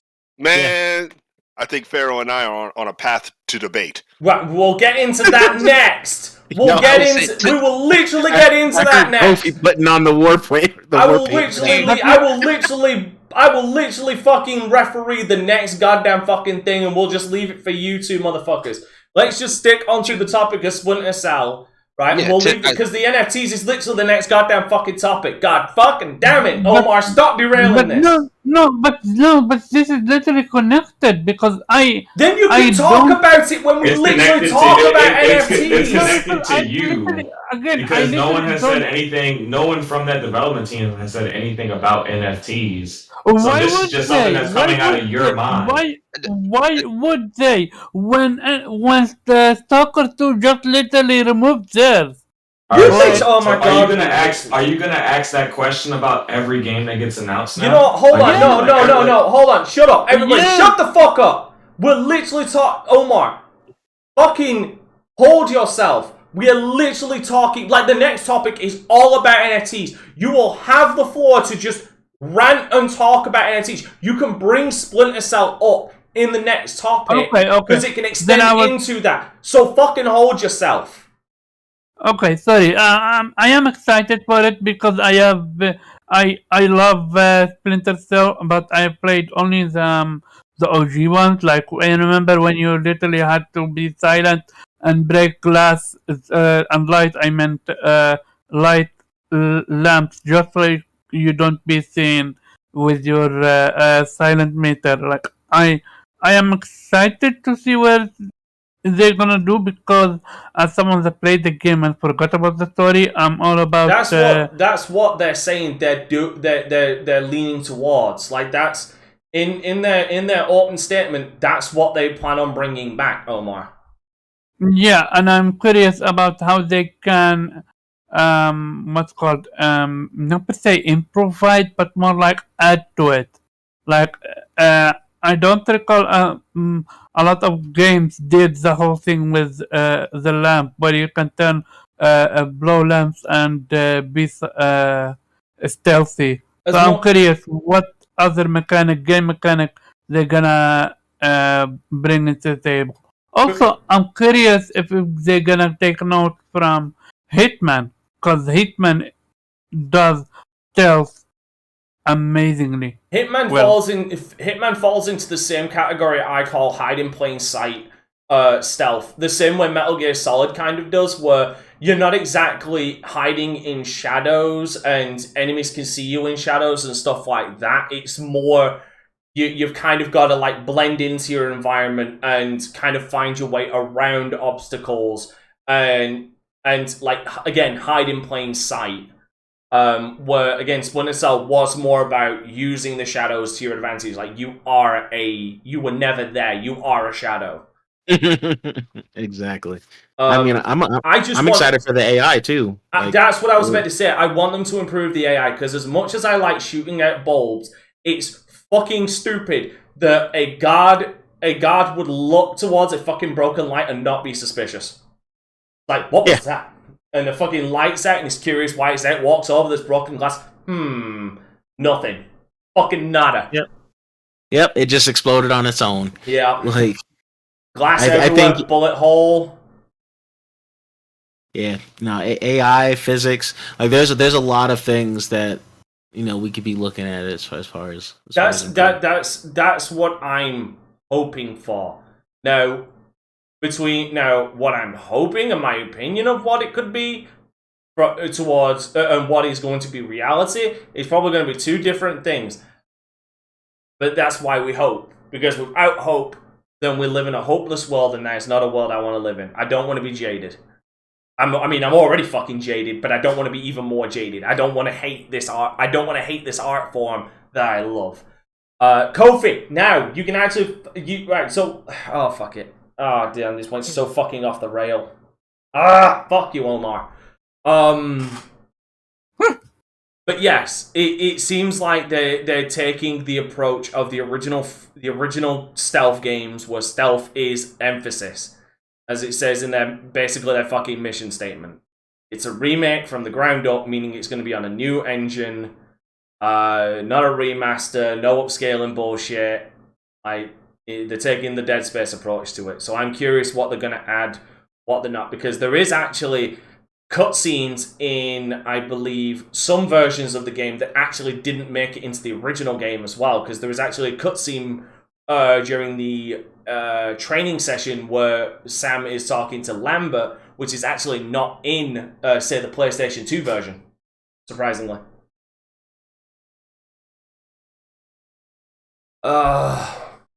Right. Fuck me. I'm just gonna referee this. NFTs, go. NFTs in games, because, you know, Stalker 2 just completely fucking backtracked on having NFTs. So, you know, just fucking have at it.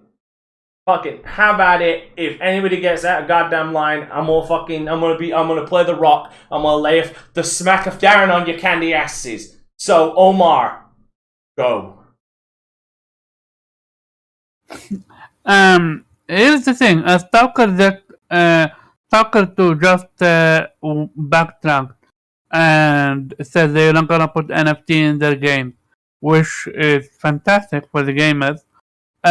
Which make me question: are other companies gonna do the same if we give them the same crap?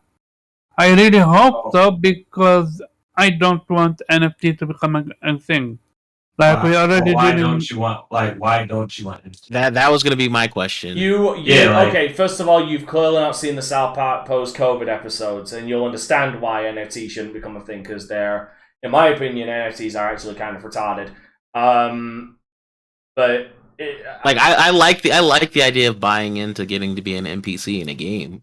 Like, it is. It is. All right, so NFTs are a new technology. They can. They're not a new technology. They're popular. They're new. It's a new thing. It's a new trend that's just, you know, it's started to become popular over the past 12 to 15 months.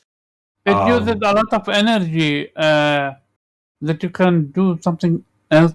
It's no different than like fucking mining for fucking crypto. Like, actually, it is kind of different. It's a digital. I mean, it uses blockchains. Either way, yeah. It's a digital license on a blockchain. So, but what do you have against NFTs in game? Like, don't just say that you're against it. Like, explain to the guests why you're against it. A lot of people that listen to the show. You can start, Omar. Yeah. I mean, I'll go, but go, Kofi, go, because Omar ain't got shit to say. Kofi, you go. Go, Kofi. Okay. All right. Listen. There are a lot of concerns I have about NFTs. I'll go to some of my. Well, okay. I guess we'll start with the facts. There are some personal issues I have, which are more like, I guess, my problem. But the issue I personally see with NFTs has to do with technology and us personally celebrating the progress that gaming makes generation to generation. So let's take an example.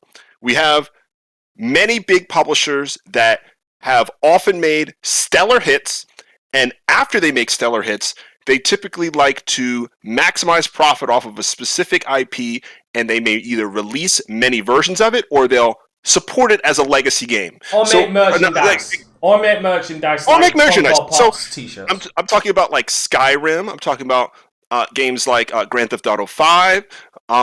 Name a publisher. Ubisoft is going to have... No. That shit was supported by fucking microtransactions. Big difference. They didn't bring in a single play content for that. None of these are examples of NFTs yet. But I see them as more interested in continuing one IP and making money off of it instead of trying to reiterate on the technology and make something more impressive. So, for example, when Grand Theft Auto 4 first came out, it had a lot of cool in-engine physics that was impressive, right? Like shooting car tires and interacting with people. And then 5 had some different things that they were doing that was also impressive. But besides Red Dead Redemption 2, the one new game they released last gen, that is it. And that's counter to how Rockstar used to operate. That's also counter to what Bethesda used to do. They only did Fallout 4 in this last gen. in terms of new IPs. That slowdown is because they're realizing. No. Is that?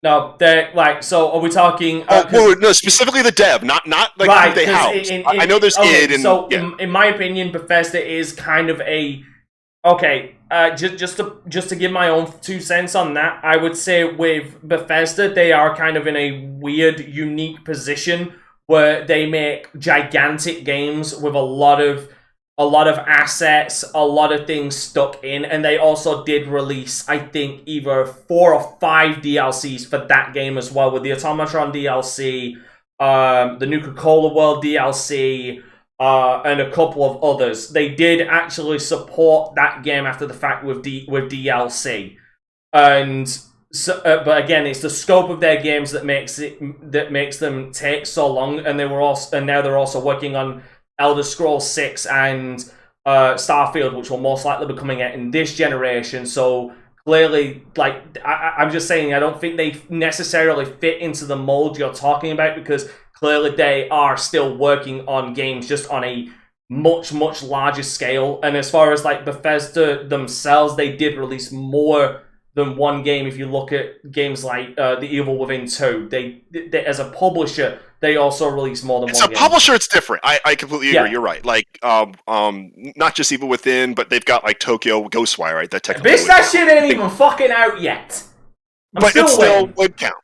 But anyway, yeah, of the major publishers, all I see is a way for them to generate items that have the unique variables that we're talking about that blockchains have, and attaching them to any other game they publish, right? Because that's the way you would make profit. You could say like, hey, this unique skin or this unique skill could be transferred between our IPs. That may not necessarily be the case, but that's a great way for a publisher to keep somebody in their ecosystem. Just like how most of these publishers want to have their own subscriptions. Am I wrong? EA Access. If Ubisoft has their own as well. So why wouldn't they have some sort of digital item that could go between their multiplayer games? If there's a multiplayer game that is Wildlands, why wouldn't that transfer into the next whatever game they end up making that is super smart and profitable to them? To give you an example, I will give an example actually to what Kofi's talking about. Warzone and Call of Duty. The battle passes that they have, skins that you actually unlock in, say, Modern Warfare, Black Ops Cold War, and Vanguard also transfer over to Warzone. I'm confused. How is that a negative thing? I'm gonna get there. Like when you pay for something? Yeah. So here's my point. These items that I think from a financial perspective, publishers will want to be in every game, that changes how you design a game. Okay, let me give you a great example.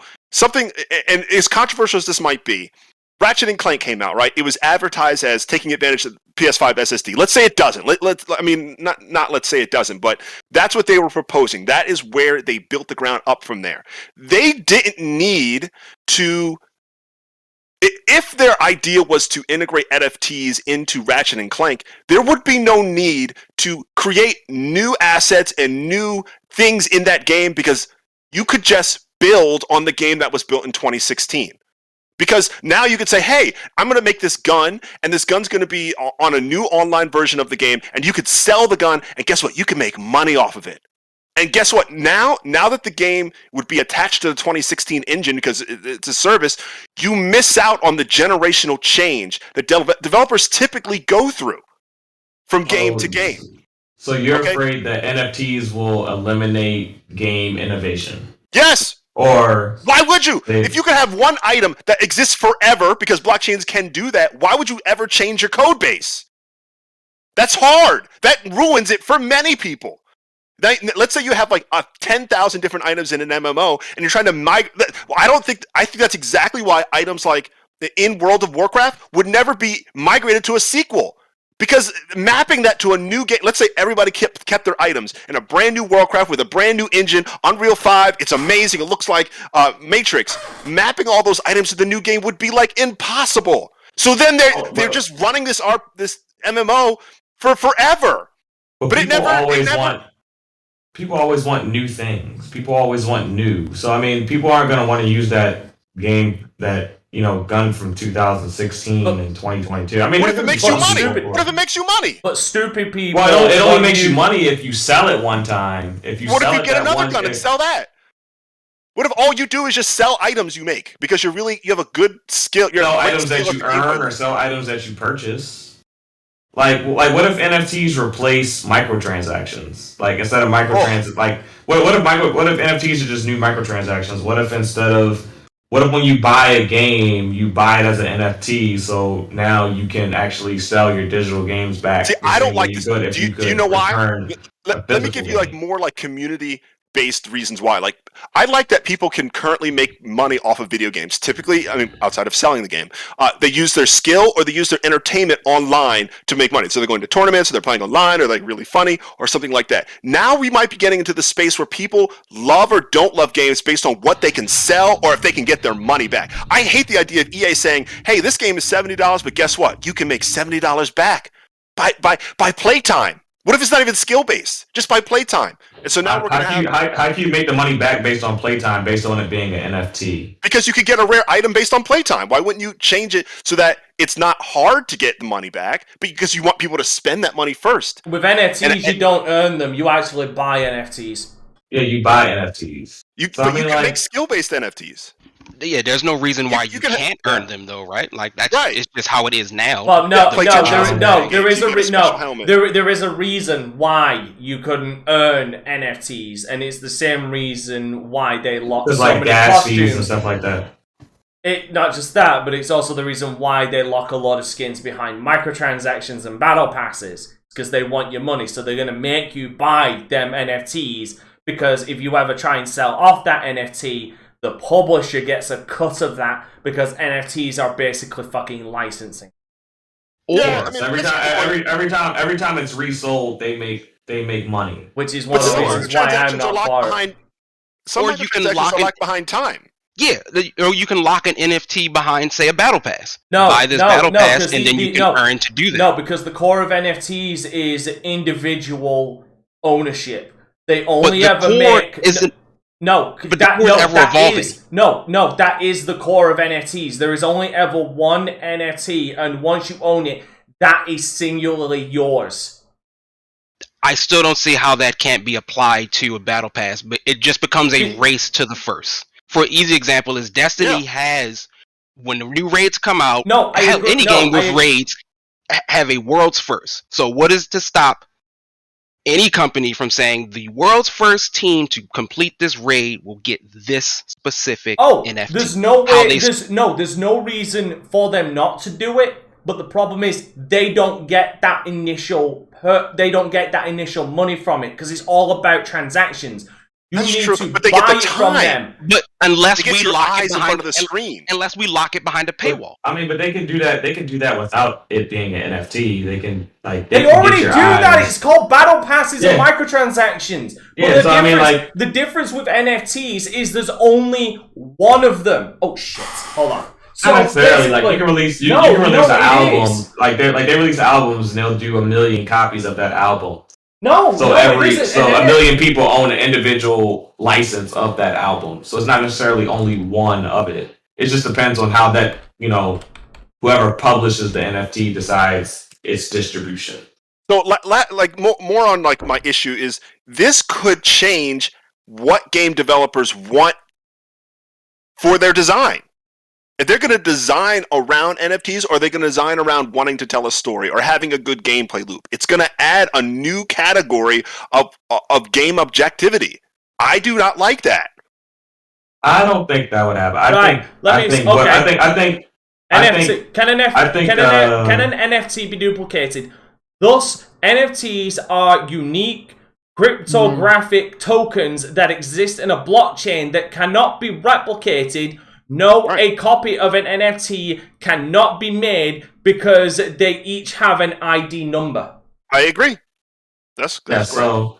I see the way I see NFTs going is that they kind of replace. They're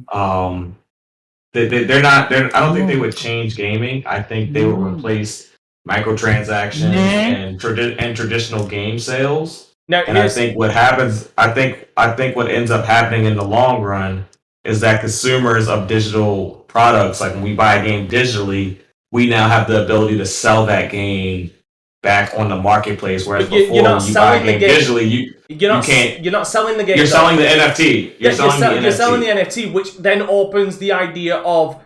And to me, I don't like they again slippery slope kind of thing. This opens up the idea, like anybody who's played World of Warcraft or a lot of these MMOs knows about gold miners, and then they sell off these accounts for ridiculous prices. We'll end up having this kind of effect with NFTs in video games because they'll just start going for bidding on these third-party websites where people will pay like thousands of dollars for an NFT, and it will just end up becoming like one big massive mess. What's the difference between that and someone selling like the original Super Mario 50 years later at auction for $60,000? What's the difference? That game, Pharaoh, wasn't designed based on what it might end up selling with its whole NFT business. I'm telling you, when you have items in a game that you could sell and you could drive traffic towards, game designers are going to make games differently, so they can make money off of that. That is money accumulated. That's money accumulated over time. All right, if you make an NFT for a game, that isn't really going to gain. That might gain. That's not going to make you any extra money. But you would make extra money is in the game selling, is in the content selling over and over again, like it being every time it passes between hands, you would make more money. But making a product for it to make money is no different than a microtransaction that we have now. No, they would just make more money later down the line if you decided to resell that item. There is a difference though, and it's the fact that each one there's only one of them. Where in microtransactions anybody can buy it.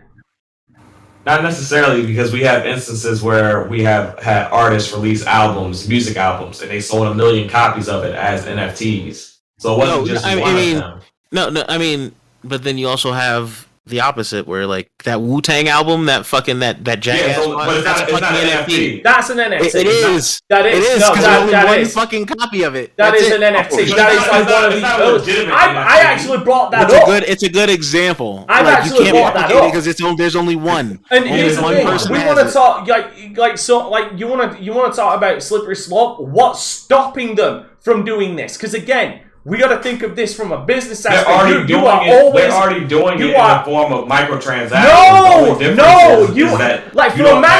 For a man who talks about looking at it from a business aspect, you are so blind to this right now. They are in the market for business. All right, they make loads of money off microtransactions. They will make even more money if they make one. Like, let's use Halo Infinite for example. Yes, they will make more money.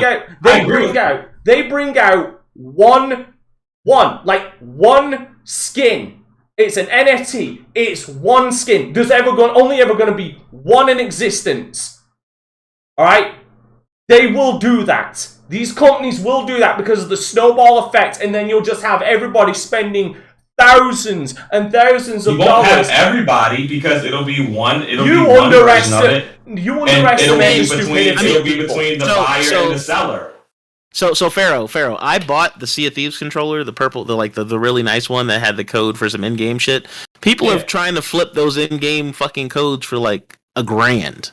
Yeah, for cosmetic. I mean, like I said, there's more than one of those. It is what it is. It's already going place. The only difference is now you have more control over the content that you're purchasing. They're still making this they're still doing what everyone's saying is the negative of it is already taking place in the form of microtransactions and limited edition controllers and things like that. The only difference is now you have the ability to resell these items. Pharaoh, when have you ever seen a company backtrack on microtransactions? What's their name? Microtransactions didn't get that type of backlash. It's like when Xbox One first announced DRM, and there was a whole bunch of backlash, and they said, "Oh, we're not going to do that anymore." And then 5 years later, we're all doing it's standard policy in gaming now. That's not true. if you people are too, and I'm talking about the people that are okay with when DRM. when there's new technology, gamers don't like new technology being forced upon them. Like No. we've seen it. We've seen it. We've seen it. Excuse me. We're loving the DualSense. We're loving the SSD. Because it's a controller. It's not. They're not selling. It's not the same as we're forcing you to own a Kinect. It's totally different. You're adding something to something I already own. But no. But you are forcing them to use a DualSense. Because it's the only fucking controller they have for the PlayStation 5. But you're not forcing them to buy something that they weren't already going to purchase. They were going to purchase a new controller for their new console. There's new features added to controllers damn near every generation, whether it's improved rumbling or whatever. Innovation is not that gamers are against technology being innovated. They're not against games being made better or controller being made better. But if you're going to force me to buy a Kinect, then yeah, I'm going to have an issue with that. If you're going to force DRM and say that, I can't, trade, I just like to point out, I just want to point out, like, that whole snowball effect I was talking about with NFTs, it already fucking happened, and this is what I'm worried about. I'm not saying it's going to be in this extreme. Then again, people are fucking stupid. But one NFT sold for $69 million back in March. I mean, we had an NFT sell for like $3.4 billion last month. I mean, which game was this? Was this one? Of that ain't a game. That's just a piece of fucking art. It wasn't a game. It was a trashy piece of art that sold for like. And there we go. There we go. $1 billion or something like. It was something crazy. It sold again. Trashy, right there. Okay, but somebody was willing to pay. It's the fact that somebody was willing to pay for that trash. And guess what? But the thing is, gaming community but that's on the resale market. The person who originally sold the piece of art didn't sell it for that amount. That's just what it made on the resale market. So I mean, it's not like these people are creating NFTs and selling. Nope. The artist Mike Winkelmann, also known as Beeg, just sold an NFT at a record-breaking $69.3 million. This was directly from the fucking artist. It wasn't a resale. That just breaks your entire fucking point at its foundation. It doesn't break my point because you're talking about art, and art is very different than video games. You turn around telling me that you can't see one of these companies like Activision saying, here is this one of a kind NFT that you can purchase for the low price of $200. Yeah, I guess it's called a collector's edition of a video game that sells for $200. But no, it isn't, because there's only ever one of them where a collector's edition, a lot of people can purchase them. This is like one fucking thing that one person can buy. But that's not the case. There are cases where there's a piece of art where there's an individual singular NFT for that. But then there's also instances where someone releases a music album. There's been a couple albums that have been distributed. There have been baseball cards that have been distributed, and there are multiple versions of that baseball card. There's a limited amount of them, yes, but you can do the same. But there's more than one of them. So you could do 1 million copies of a music album. You can do 5 million copies of a video game and sell them all as NFTs. Like that. Like it's not an instance where every time they make an NFT, it only has to be one of one. You can do one of one, but it's not, the standard for all NFTs. They're all one of one. That's not. NFTs are each unique and therefore non-fungible. Non-fungible. I can't say that. NFTs can represent a one-of-one original, such as a unique work of art. NFTs can also represent one of a fixed number of copies in a limited series. So there can be more than one, but if we're talking limited series, that means they're only ever going to make. And again, we're talking about games companies here. They're only going to make probably 1,000 or something. So collector's editions, because there is a limited number. Yeah, so you can do like a collector's edition as an NFT. Okay, They but, have a set limit. there is the one-to-one Just aspect. like even the collector's edition for fighters, there was a set limit for that. I got the 13,000th one out of the 40K or whatever the fuck they made of it. But like, it's still a limit, regardless of the size of that limit. It's still a limit. That's still going to accumulate value because you have it physically, and you can go back and sell it and make money. And I could sell it. I could box this shit back up and sell it. Let's look at the end of this, because this is also something Coffee hits on, but I'm going to hit on it in a different way. Like, say Halo did do an NFT, but it's locked to Halo Infinite. That ain't going to accumulate value because eventually Halo Infinite's going to be dead. There ain't going to be no value to that NFT anymore because Halo Infinite is going to be dead.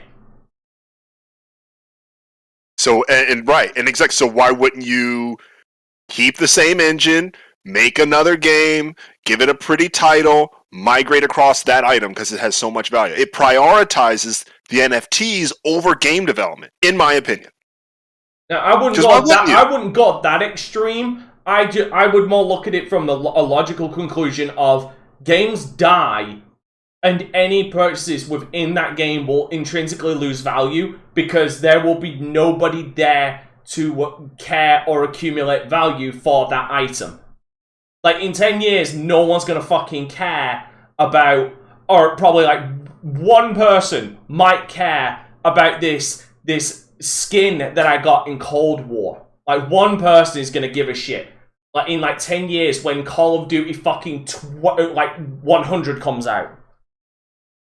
I think that could be debatable. But that physical version, though, that you bought of that limited series is going to intrinsically gain value because you could still put that disc in a PlayStation. You've still got that statue that came with that limited edition, if it indeed did come with one. Like my Bloodborne Nightmare Edition, somebody's still going to be able to pop in that disc and play Bloodborne. Someone's still going to be able to look through the art book. Someone's still going to be able to ring that goddamn hunter's bell. Like, there's still going to be something tangibly about that that's going to gain value, where with an NFT, over time, it's going to maybe accumulate a little value, but to a smaller and fucking smaller audience, because a game eventually dies. It always happens.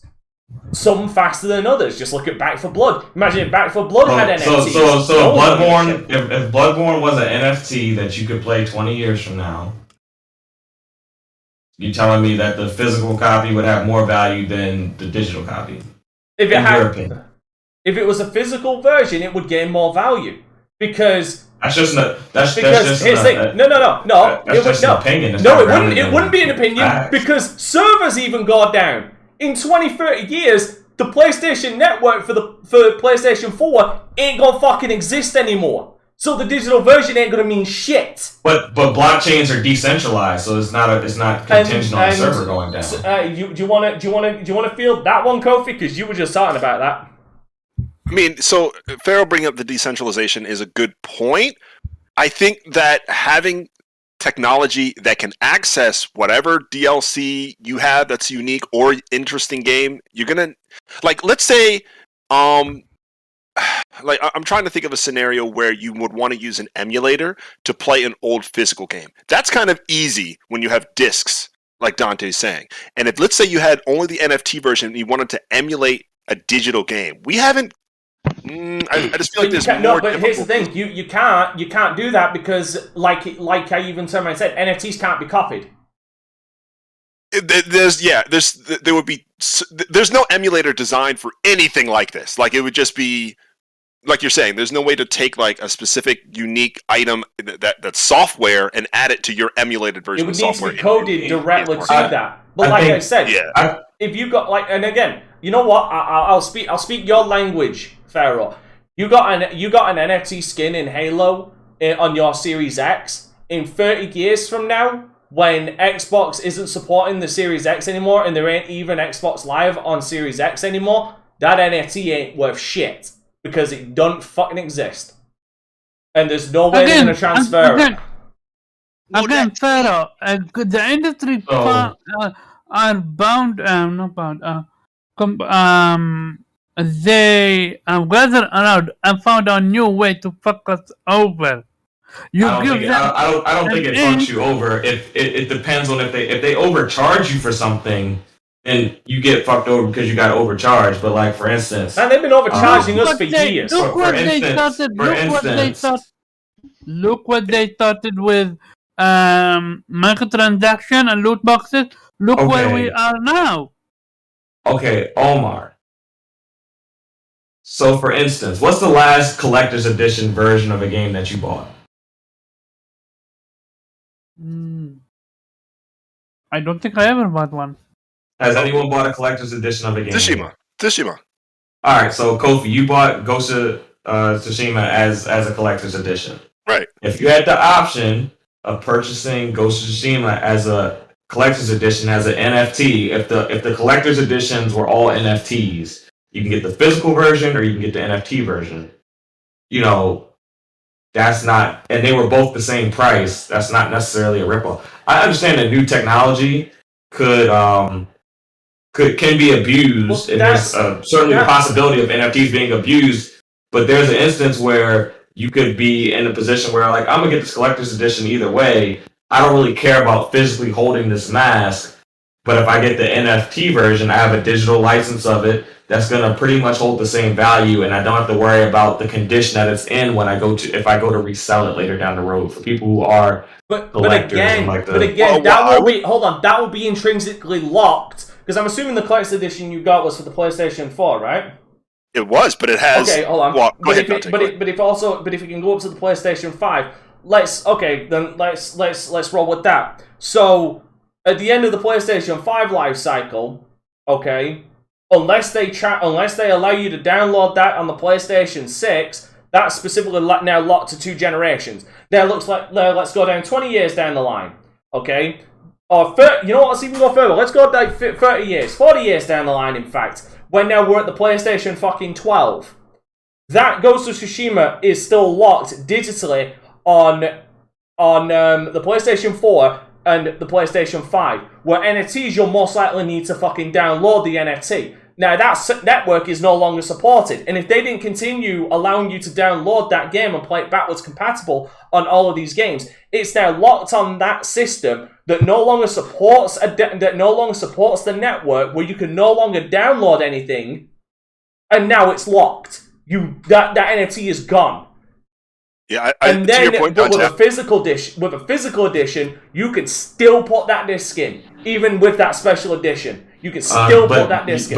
But in that same argument, I could say that disc would not be backwards compatible. No, it wouldn't, but you could still play it on a PlayStation 4 and a PlayStation 5, even if they discontinue the services for it.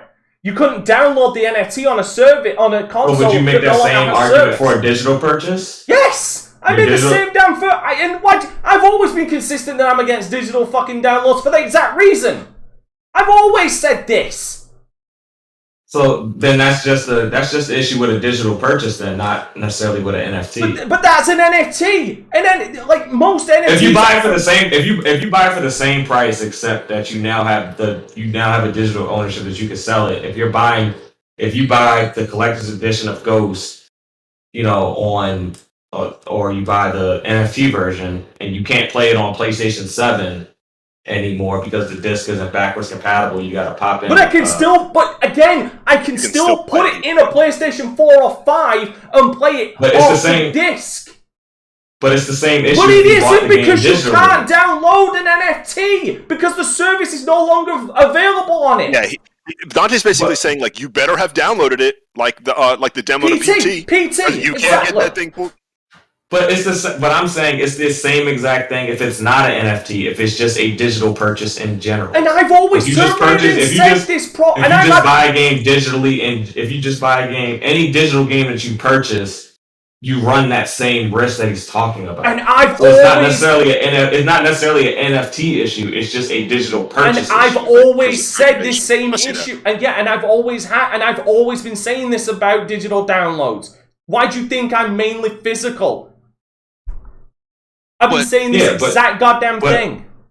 But I'm saying but that's an argument against digital, not necessarily against and that's what NFT. Right, fine. But by extension, a majority, if not all of NFTs are digital. So the problem extends into NFTs. It's a big giant issue. You can't just isolate, oh, it's a digital issue when all NFTs are digital. Like, you can't just separate the two because it's an issue regardless. I'm still sticking with my doomsday plan. You can't, Pharaoh, you can't separate the two. Like you're saying, oh, that sounds like a digital issue. Yeah, you're right, it's a digital issue, which is what NFTs are. My thing is that whether they do NFTs or not, I still have that issue when I buy a video game. Like, I'm not saying how that's a negative against NFTs. That's just a negative against digital. Like, we already are purchasing digital content, and we still have that same issue. But it is a negative against NFTs if this is what they are planning on doing. Because even if you own that physical game, all right, you know what? Fuck it. I'll say it this way. It is a problem with NFTs, specifically because if you own the physical version of a game and you get that NFT on that physical version of the game, that NFT will no longer be viable on your physical version of that game because the network will no longer support that NFT because the network is down. So let me keep on my tinfoil hat and say, please. What if the community complains enough, Dante, that they force, or no, I won't say force, but they demand that publishers maintain that item, right? And so what would maintaining the item mean? That the item has to be in the sequel games and the spiritual sequel games. And what does that mean? Oh, well, it would probably be a lot more profitable to not change your code base so that you can migrate all the items to the next game. And guess what? Now we got a game that's around for like 20 years. It's the same game with the same engine, just like Madden. You mean like Grand Theft Auto? You mean like Grand Theft Auto? Yeah, no, like exactly like Grand Theft Auto. Like exactly. World of Warcraft. Yeah, and Warcraft. So we're just going to have a game for 30 years, and the items will migrate, and people will make millions of dollars. And the community gets... I won't say people will make millions. Like, it depends. If they sell in-game items as NFTs, and that item gains some sort of value, like in a game like Eve, for instance, like if you have a certain ship as an NFT. But the game needs to be in Eve, your ship gets destroyed, you can't get it back. So I don't get how that will work either. Like now NFTs get destroyed. So exactly. It's like exactly. But again, like I said, that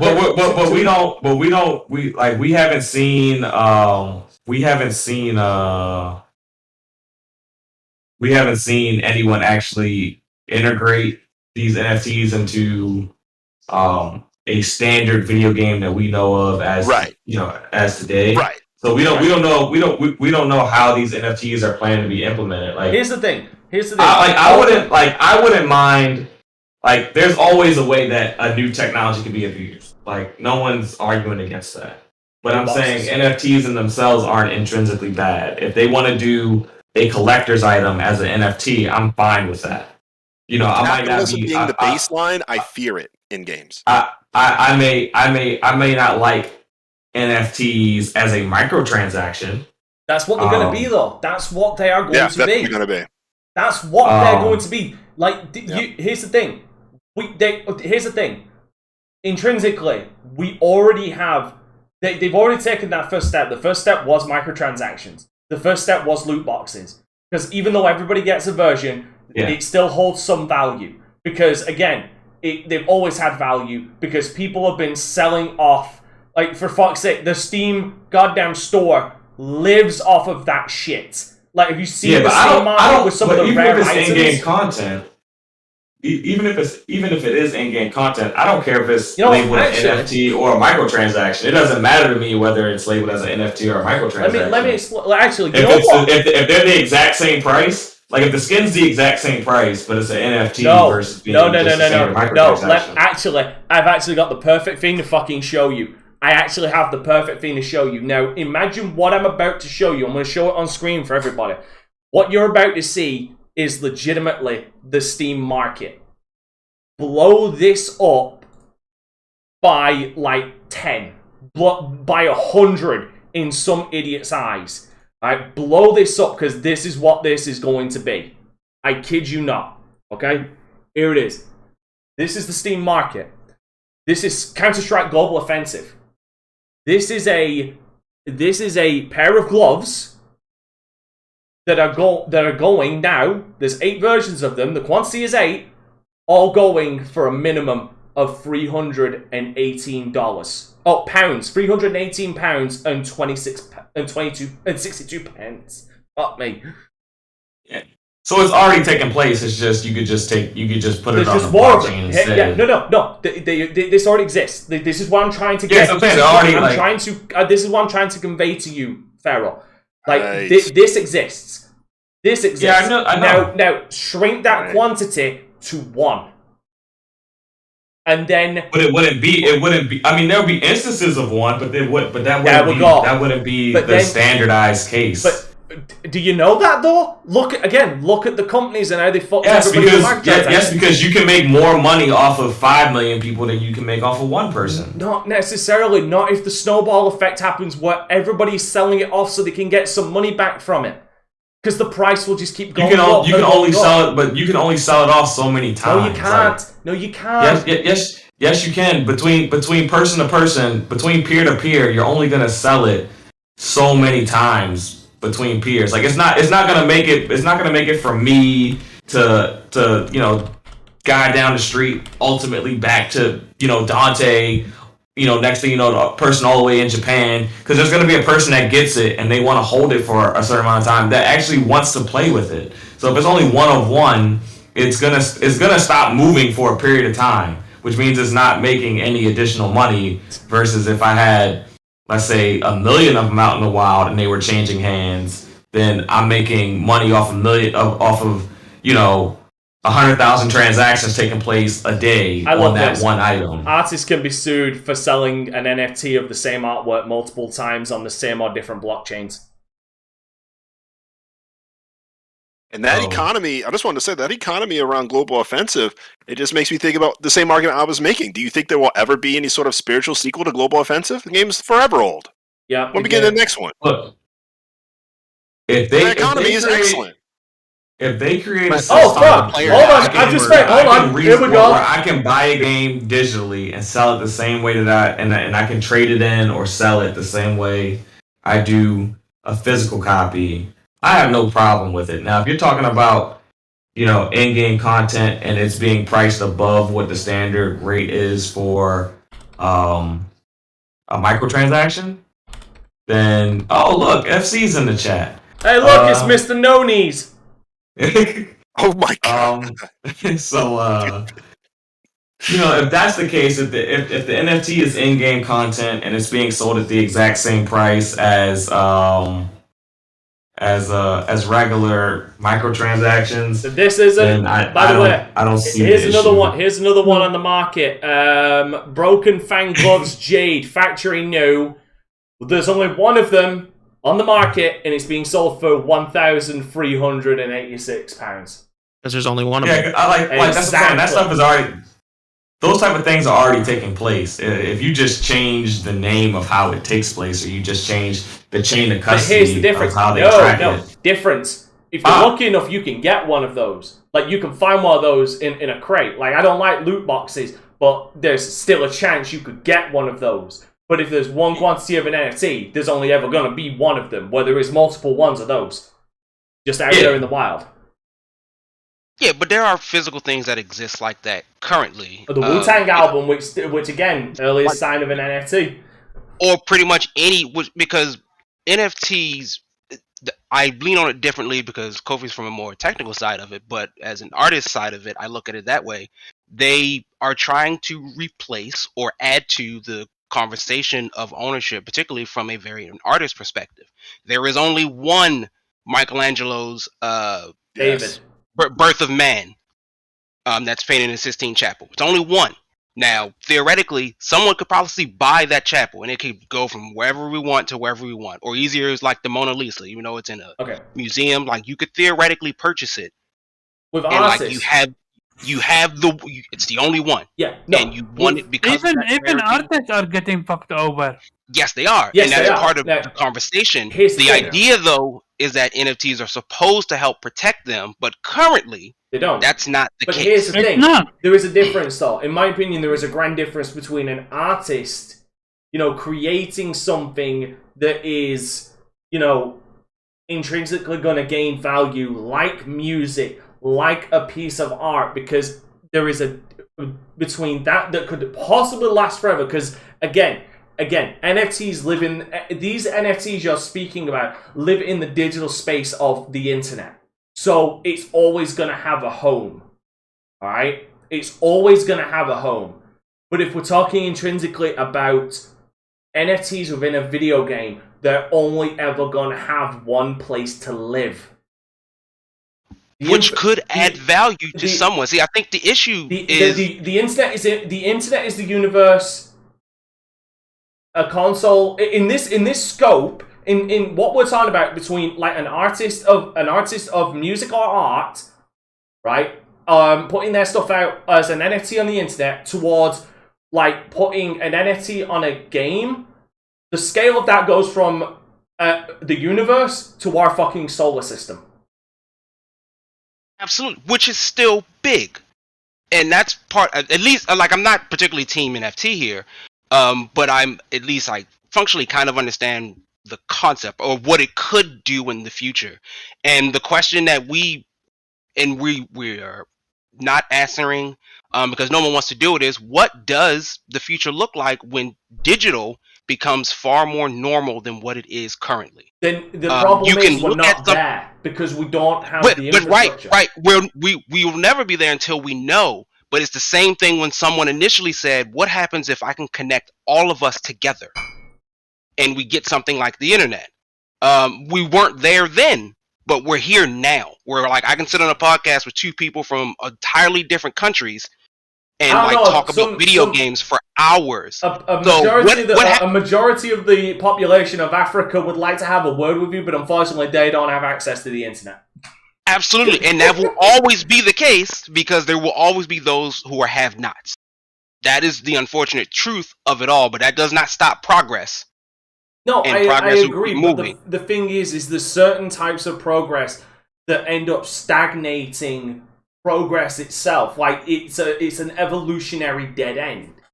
Absolutely. NFTs generally are fueled by capitalism. When capitalistic progress can sometimes be very, very bad, and NFTs probably won't make it, but I think that the conversation around NFTs needs to be shifted. But now we need to. But here's the thing. Let's shift it into, if it is an evolutionary dead end, then the people who spent all their money on these NFTs ain't getting shit back. They've officially got fucking grafted for it. Most of the people I would be willing to bet who spent money on these NFTs are the people who already have enough money to play in this space anyway. It's why a lot of people are viewing them as Ponzi schemes, because the people at the top are trying to get other people to buy. Sorry. Regular folks... I need to interrupt. Sorry. Nate, what do you mean the internet wasn't created for good? My man, you need to hit up BreadTube. The internet was made for porn. That is a great thing. Sorry, Cyril, go ahead. If it doesn't... if the people at the top don't sort of fuel this, the people at the bottom aren't going to. What's happening is, we can see it already, the evolution of like us being able to actually control our destinies. And like years ago, everybody would say, oh, if I just put in $2 at Apple back when it first started, I'd be a billionaire today. Well, now that's what people are doing. It's what's happening with Wall Street bets. It's what's happening with crypto. It's what's happening with NFTs. People are now able to sort of try to take into their own destiny, and they're trying to get rich quick. That's what's happening here. Digital ownership is about selling goods, and for the most part, you really only want to sell these goods if you want to make some money off of them. So, what does that look like in our future when we live in a forward world? As you've already said, digital purchases are here. Currently, once you buy, and there are some games that are only digital. Super Stardust, one of them, not HD, but one of the other ones. It's only digital. For a while, what's our game, Jubei? Scott Pilgrim was only digital. It only existed in this one thing. And then we already know it's here.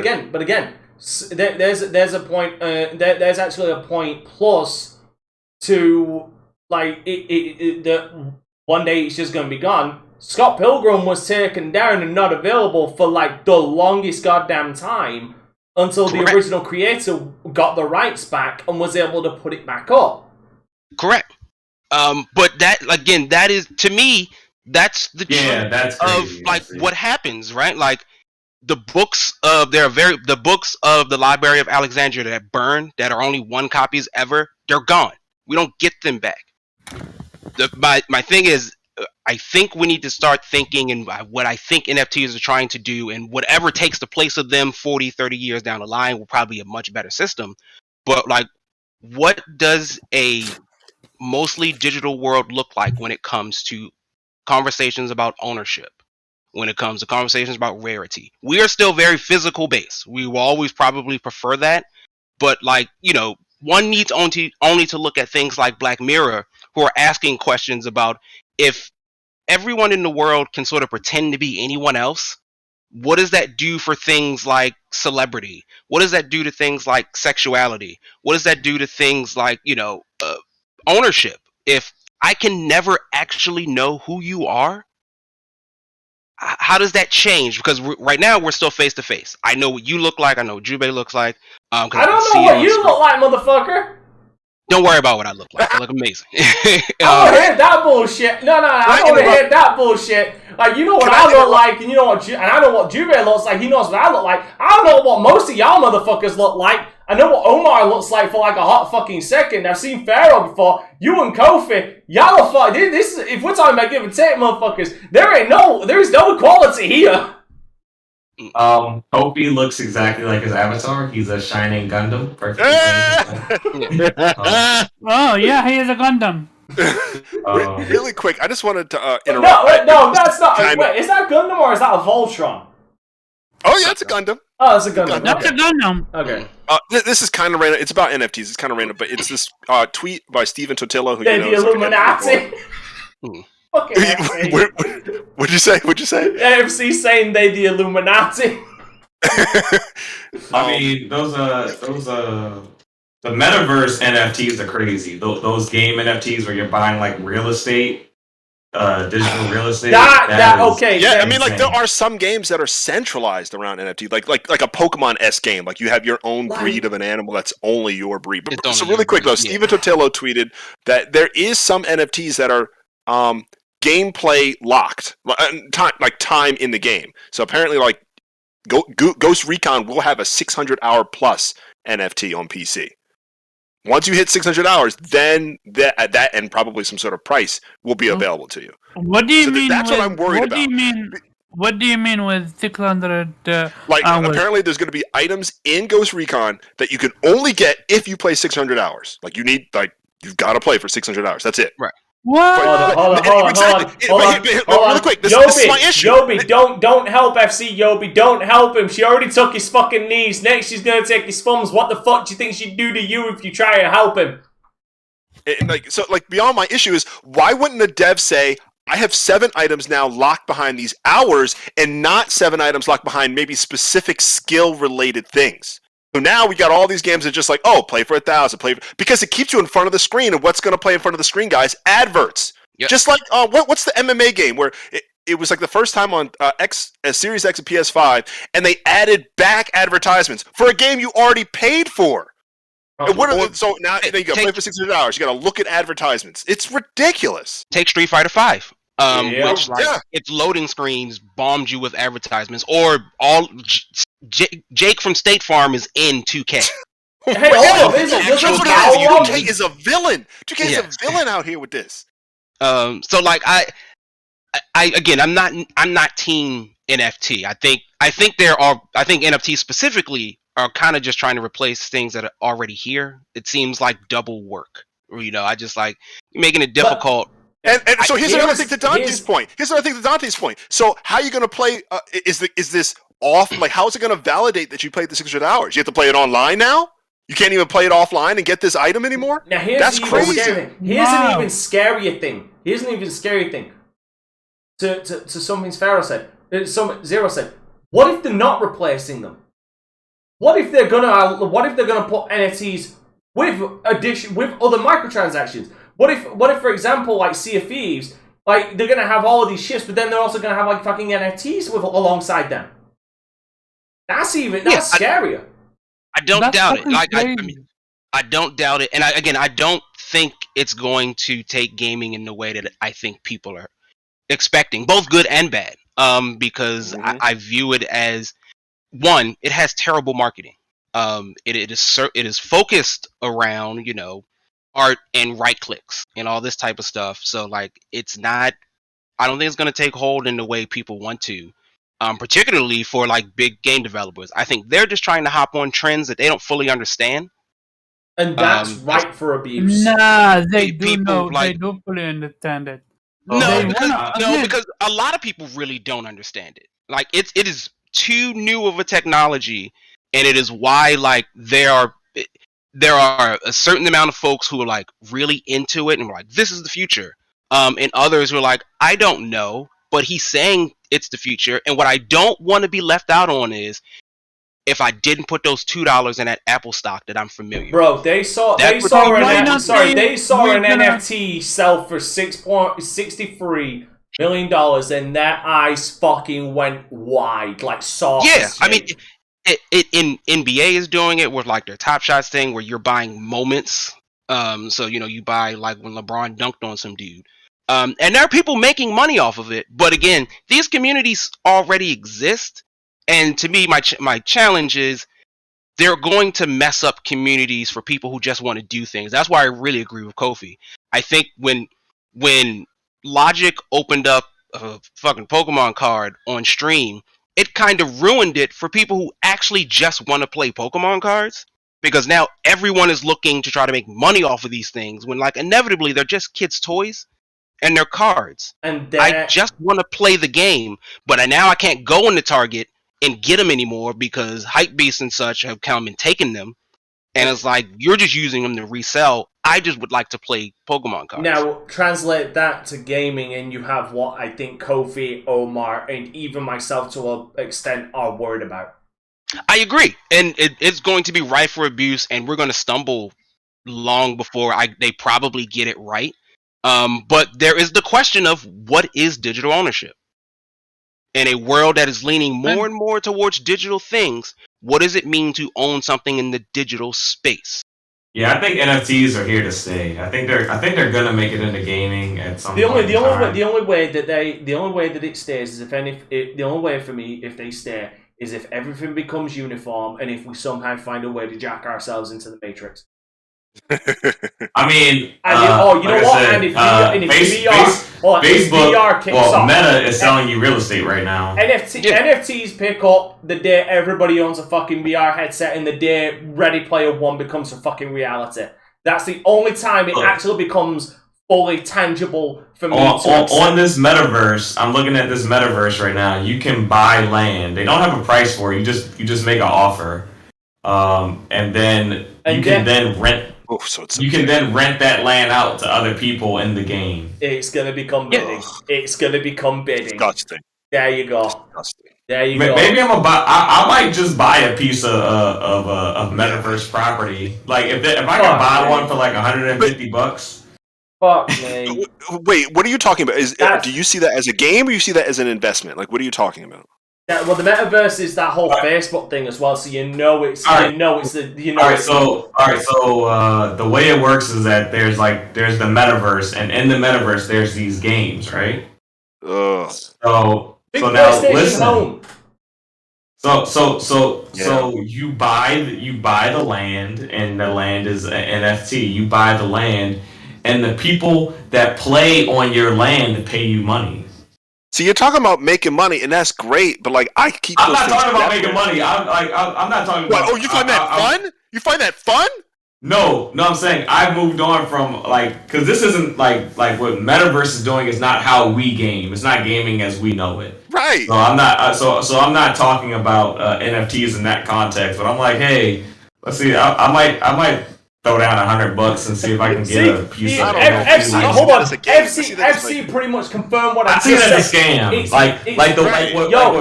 What Facebook is doing is a scam. FC just said I'm right. What we were talking about, like where I'm talking about, like you buy a collector's edition of a game or something like that.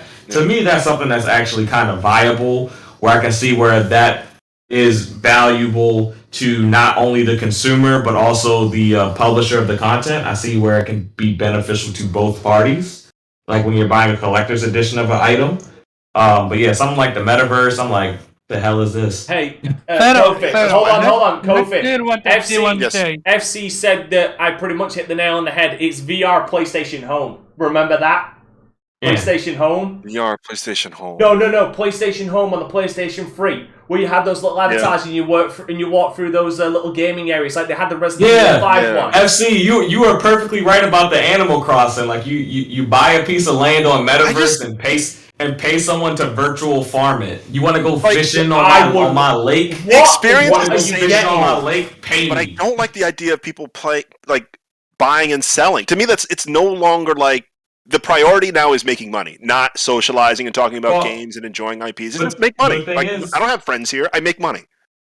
But my thing is, the buying and selling is already taking place on the physical side. You guys ain't my friends. You're my employees. But now game development, it will be driven by this. What you're talking about is not games aren't going to be something like 30 years from now it's going to sell for $1 billion, and I'm going to make my game so that it's somehow really rare. But no, these people are going to make NFTs like time wall them or paywall them. It's ridiculous. Hey, you're gonna cut FC's grass. If you look up Ghost of Tsushima Collector's Edition reselling pretty high right now. I think Horizon.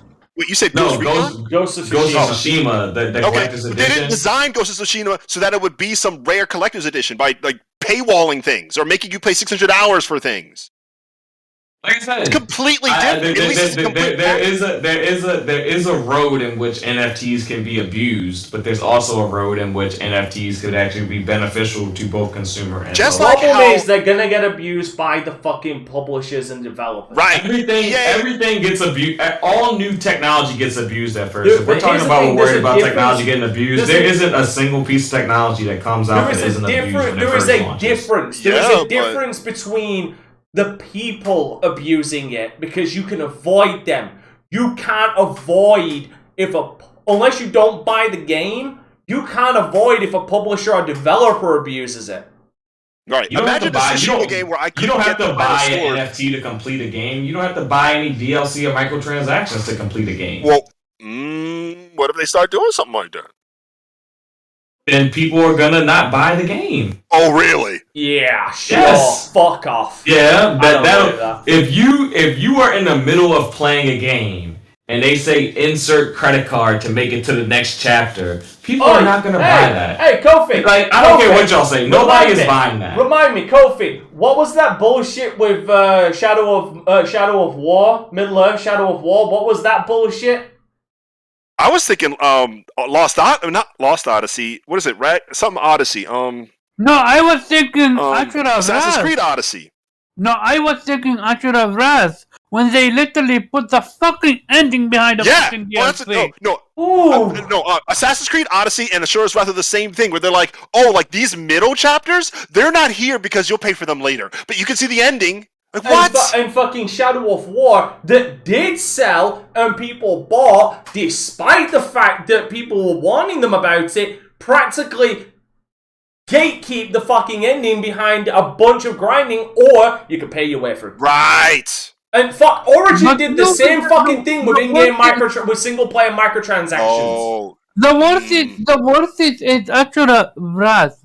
I literally played. Yeah, Ashura's Wrath's pretty bad. That's worse because you, at least in Assassin's Creed Odyssey, you can grind and do stuff with, if you want to get the ending. But in Ashura Wrath, you can't get the actual ending without buying the DLC. Till today, how successful is that game? Ashura's Wrath was actually pretty successful. Ashura's Wrath? I'm not sure. And as It far probably as, didn't and if, sell we're, like and if we're talking about Shadow of War, that was really fucking successful. And if we're talking about Assassin's Creed, well, Assassin's Creed speaks for its fucking self. And I love for the fact, hold on, ladies and gentlemen, he ain't here, but he's here in the chat because he's too lazy to fire up Discord. But goddamn, it's funny to see FC actually agreeing on this side of the argument this time. Bruh, if they make me have to pay to see endings, I will be right there on Twitch and YouTube watching those endings. I have no problem. Facts. I will buy the game. Ass Creed sells. And Assassin's Creed does sell. I don't know why it still sells.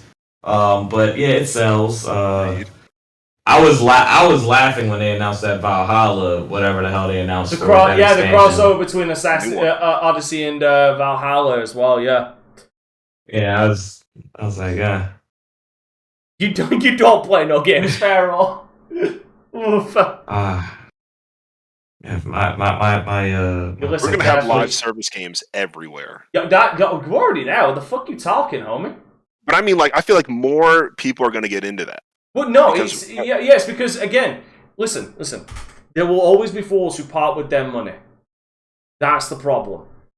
Gaming community is not exactly that. That's why Call of Duty is so fucking good. I think this metaverse thing is gonna flop. That's why. I can't see people. The only people I can see like actually interacting with metaverse games is only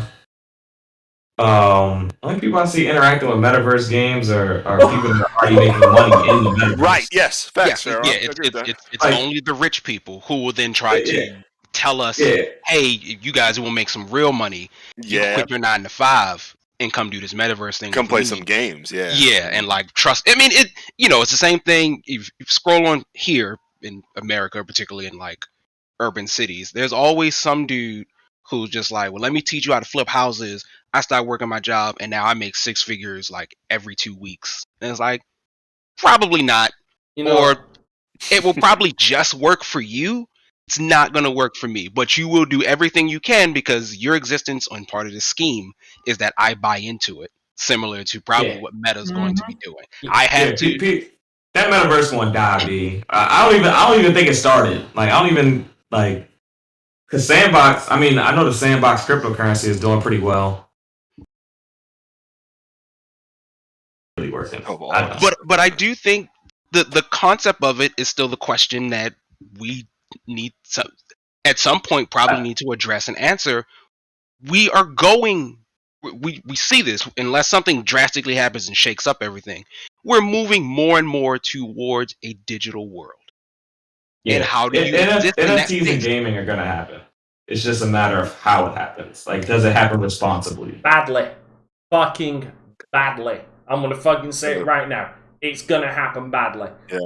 Be prepared for some of your favorite IPs to no longer make new games.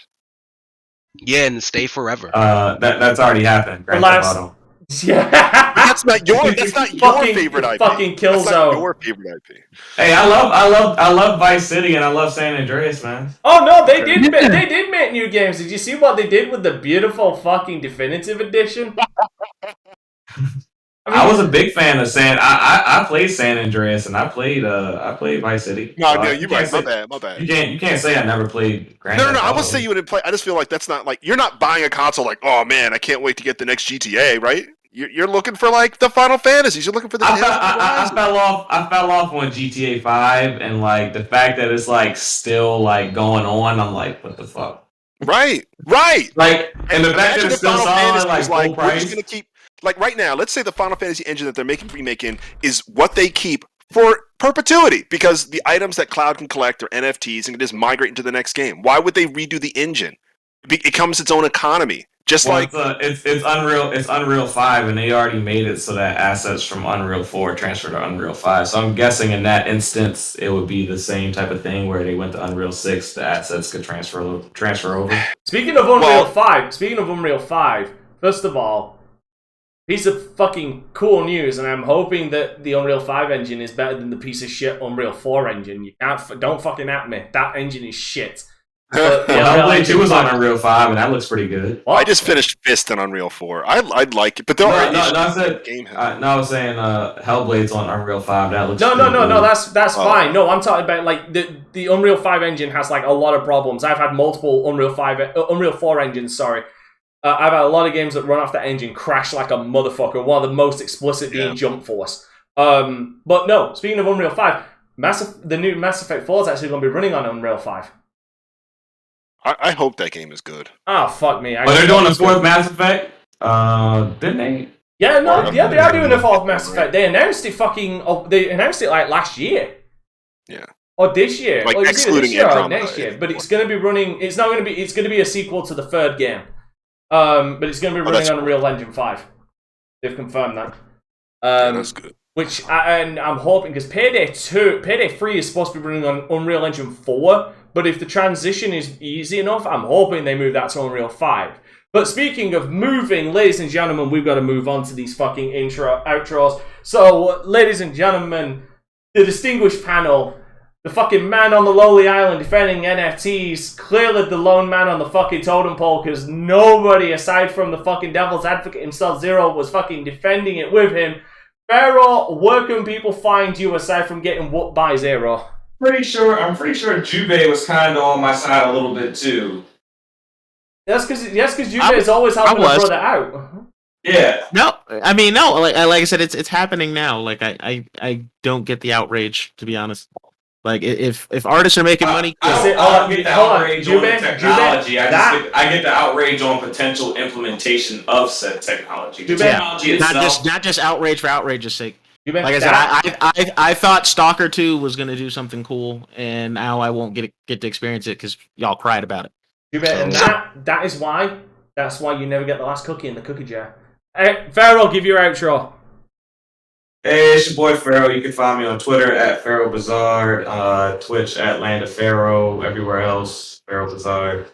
Yeah, check me out. I'll be streaming mainly Madden on Sundays, but if I get time to stream during the week, I stream stuff other than that. So, all right, yeah, that's me. All right, and Mr. fucking Gundam himself, Kofi. Where can people find you defending the world?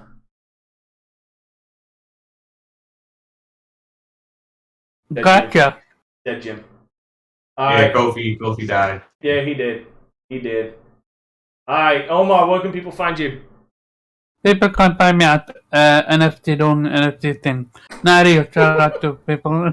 Great conversation. Sorry that I couldn't tell about it. People can find me on _Chub on Twitter and Game Slayer on YouTube. Great show we had. Also, another permanent member I have by the name of Teran. Great person. Shout out to him. Alright, and Jubei, where can people find you and them gorgeous dreads that I forever am jealous looking at? Like, I'm being serious. They are some gorgeous dreads. Go ahead. Yeah, you can find me at Jubei X Sensei on gaming platforms. He's not on Twitter. Don't look for him on Twitter. He's not there anymore. My account got nuked from space on Twitter, so someone took off and nuked the site from orbit. It was the only way to be sure. Facts. They hit me with the Trump ban, so that's what it is. But yeah, hit me up online. I'm always online, or got my phone on me, so run some fades, whatever. Let's go. Alright, Kofi's alive. Someone hit the resurrection spell. Yeah. Or someone powered up his fucking batteries. Kofi, where can people find you, my Gundam friend? Guys, you can almost not find me anywhere because I have abandoned Twitter. But no, I promise I'll be back on Twitter. Bullshit! I still fucking bullshit! I'll believe it when I see it. Bad. No, I look forward to definitely hanging out on Twitter again. I got a surprise for the fellow Trails fans out there. I got to give a quick shout out. I'm sure people, well, maybe heard that Falcom did announce a sequel to the game that we are currently fan translating. It is due out fall 2022. I'll set the Zero Field translation. We are now having reunions every fall, and I love it. Those are some of my favorite people on the internet. So yeah, once this you got hired by Falcon. Oh, well, it's funny. One guy in our one guy in our fan translation, he interns for them, so he gets like the internal leaks and gets to translate the business meetings. And the one last week was where they announced it's called Crimson Sin. So Legend of Heroes Kuro no Kiseki Crimson Sin is like this own arc sequel, which is just this last game is so good, guys. All right, anyway, yeah. So I'll be back on Twitter and looking forward to. Oh, I'm playing Undertale, by the way. Love it. Undertale's freaking great. Hey. Finally, Are you playing, Yeah, I'm are you finally playing playing Undertale. Patron or are you playing Metacut? Oh, what'd you say, Omar? Are you playing Pacifist or a Massacre? You said Fist? no, Are you playing Pacifist or Massacre? it's Oh, I probably didn't even know there was- it's probably Massacre. Yeah. Oh, no, he's probably playing it regularly because Massacre is Yeah. specifically like everyone. Oh, So I don't even know. Like, I'm too early in the game to even understand what you guys are talking about. Shoot. I think you've seen it so far, but the game can be beaten without actually killing anyone. Yeah, I was told that. I don't know how to do Yes. that. I want to know Yeah. how to do that. You just don't Uh, fight. I don't know. But then there's also their game can be beaten. You kill literally everyone. You fucking That sounds like the more sociopath. fun approach. Yeah. That's But crazy. even that, like, you have to specifically go out of your way to get certain kills. Because again, imagine you're playing it like a normal JRPG and just Right. like going through. Hey, Like, your I- enemies, I have to fight them. i.e. you're Right. a fucking monster. And speaking of monsters, you can find me at Dante Crisis on Instagram, Twitter, and Facebook. I sometimes post. You can also find me at Dante Crisis on YouTube, Twitch, and DLive. And I also have merchandise out. I'm trying to set shit up so where we have merchandise as well, but my artist is currently off on holiday because it's fucking Christmas. So look forward to that in the future, possibly. You can also find my Patreon. I'm sure Zero will link it below. Now, speaking of Zero, if you mention NFTs in this, I will mute you and we will just end the fucking stream. But where can people find you? But more importantly, where can people find us? You know what? I wasn't even going to mention NFTs, and then you challenged me, but I decided not to. I'm gonna leave it be because it's Christmas. And it's my favorite time of the year. Sure, it was a preemptive strike, motherfucker, because I know you got jokes. I wasn't going to do it. But guys, of course, you can find me 0x386 everywhere. And as always, thank you for listening to us. As you literally could be doing anything else, but you decided to listen to us instead. So that's absolutely wonderful. Please, you can find us on pretty much all major streaming or in podcasting platforms. Yeah, actually, I would say pretty much all major streaming platforms as well. Between the six of us, you'll find one of us there at some point. Zero, make sure you let them know about the NFT platform we're dropping. I would say you can like buy NFTs of us or like certain moments. So like the NFTs of Dante's Rage are very popular. So like you might want to go buy those up. We've got some Jubei Dreads NFTs. Anytime Kofi speaks in Japanese, that's going to be an NFT. So like we're going to really be pushing these things like more and more. Anytime I mention Hades, which is like a wonderful little game of the year, it will probably also be NFT. So please make sure to focus up on that and get that done. But of course, we always come together, but of course we always separate and go our own way. So please follow Jubei X Sensei on streaming. Go see him in some fighting games. He loves that. Please support who is basically sort of our head chief here, Dante Crisis on his platform, his Twitch streams. You will sometimes find me there, as well as Jubei. Please, Kofi's not here yet, but he will be back with a bunch of translations and language work on Twitter. Please sub to Omar Game Slayer at 6 o'clock on Saturdays, correct? Oh, shoot. Okay. Okay. Thank you very much. And always, if I don't recommend it, but like you can challenge Pharaoh to Madden, you probably will lose. I've really not seen anyone beat him yet, so I gotta give him credit where credit is due. They will get bodied. Yeah, unless he's playing Top Golf, and then he will probably lose. But that's perfectly fine. You're never gonna let that go, okay? But guys, I also importantly, this will probably be our last show before like the Christmas holiday. We could do one next week. I mean, next week is only it is only the 27th next week, so we could. Well, no. Not for the new year, just for Christmas. Yeah, before Christmas. Because Christmas is... Yeah, oh so my god, Christmas is literally in a few days. Oh my god, I just realized. So, even if you don't particularly celebrate Christmas, any of these holidays, it is a time. It's the winter solstice. It's time for sort of gathering, the beginning of something new. My personal favorite is time of the year. But just make sure to spend it with family, loved ones, caring, singing and eating, enjoying all of that good stuff. Because exactly. years are hard. Spend it doing what you love with who you love. While you've got time. While you're here. While you got. So, please make sure you do that. And while you're doing it, listen to us. Put your family onto us. Like, we will always be here, waiting for you. You can, as I always say, you can literally just come to my house. I'll be here. I got my Christmas tree up. Yeah, you got the Christmas tree. It's actually a pine tree. Like, it ain't one of those fake motherfuckers. He went out and got an actual fucking pine tree, decorated that shit up. It's fucking gorgeous. Like, true fucking Christmas kind of thing. I love pine trees. Yes, which it actually is a pine tree. I don't do fake trees. Nice. Yeah, I need that. I need that pure. I need that pure. Not an NFT of a tree, just an actual tree. But I'm rambling. I'm going on for too long. Have a absolutely wonderful holidays from our gaming family to yours. And this has been Vitamin G. Yeah, and ladies and gentlemen, remember going into next year, but we'll most likely repeat it. Remember, keep it gaming. All right, we out of here. Peace. Later. I'm on the outside looking in, and I wanna be back on the inside. I don't wanna be left on the outside, all alone.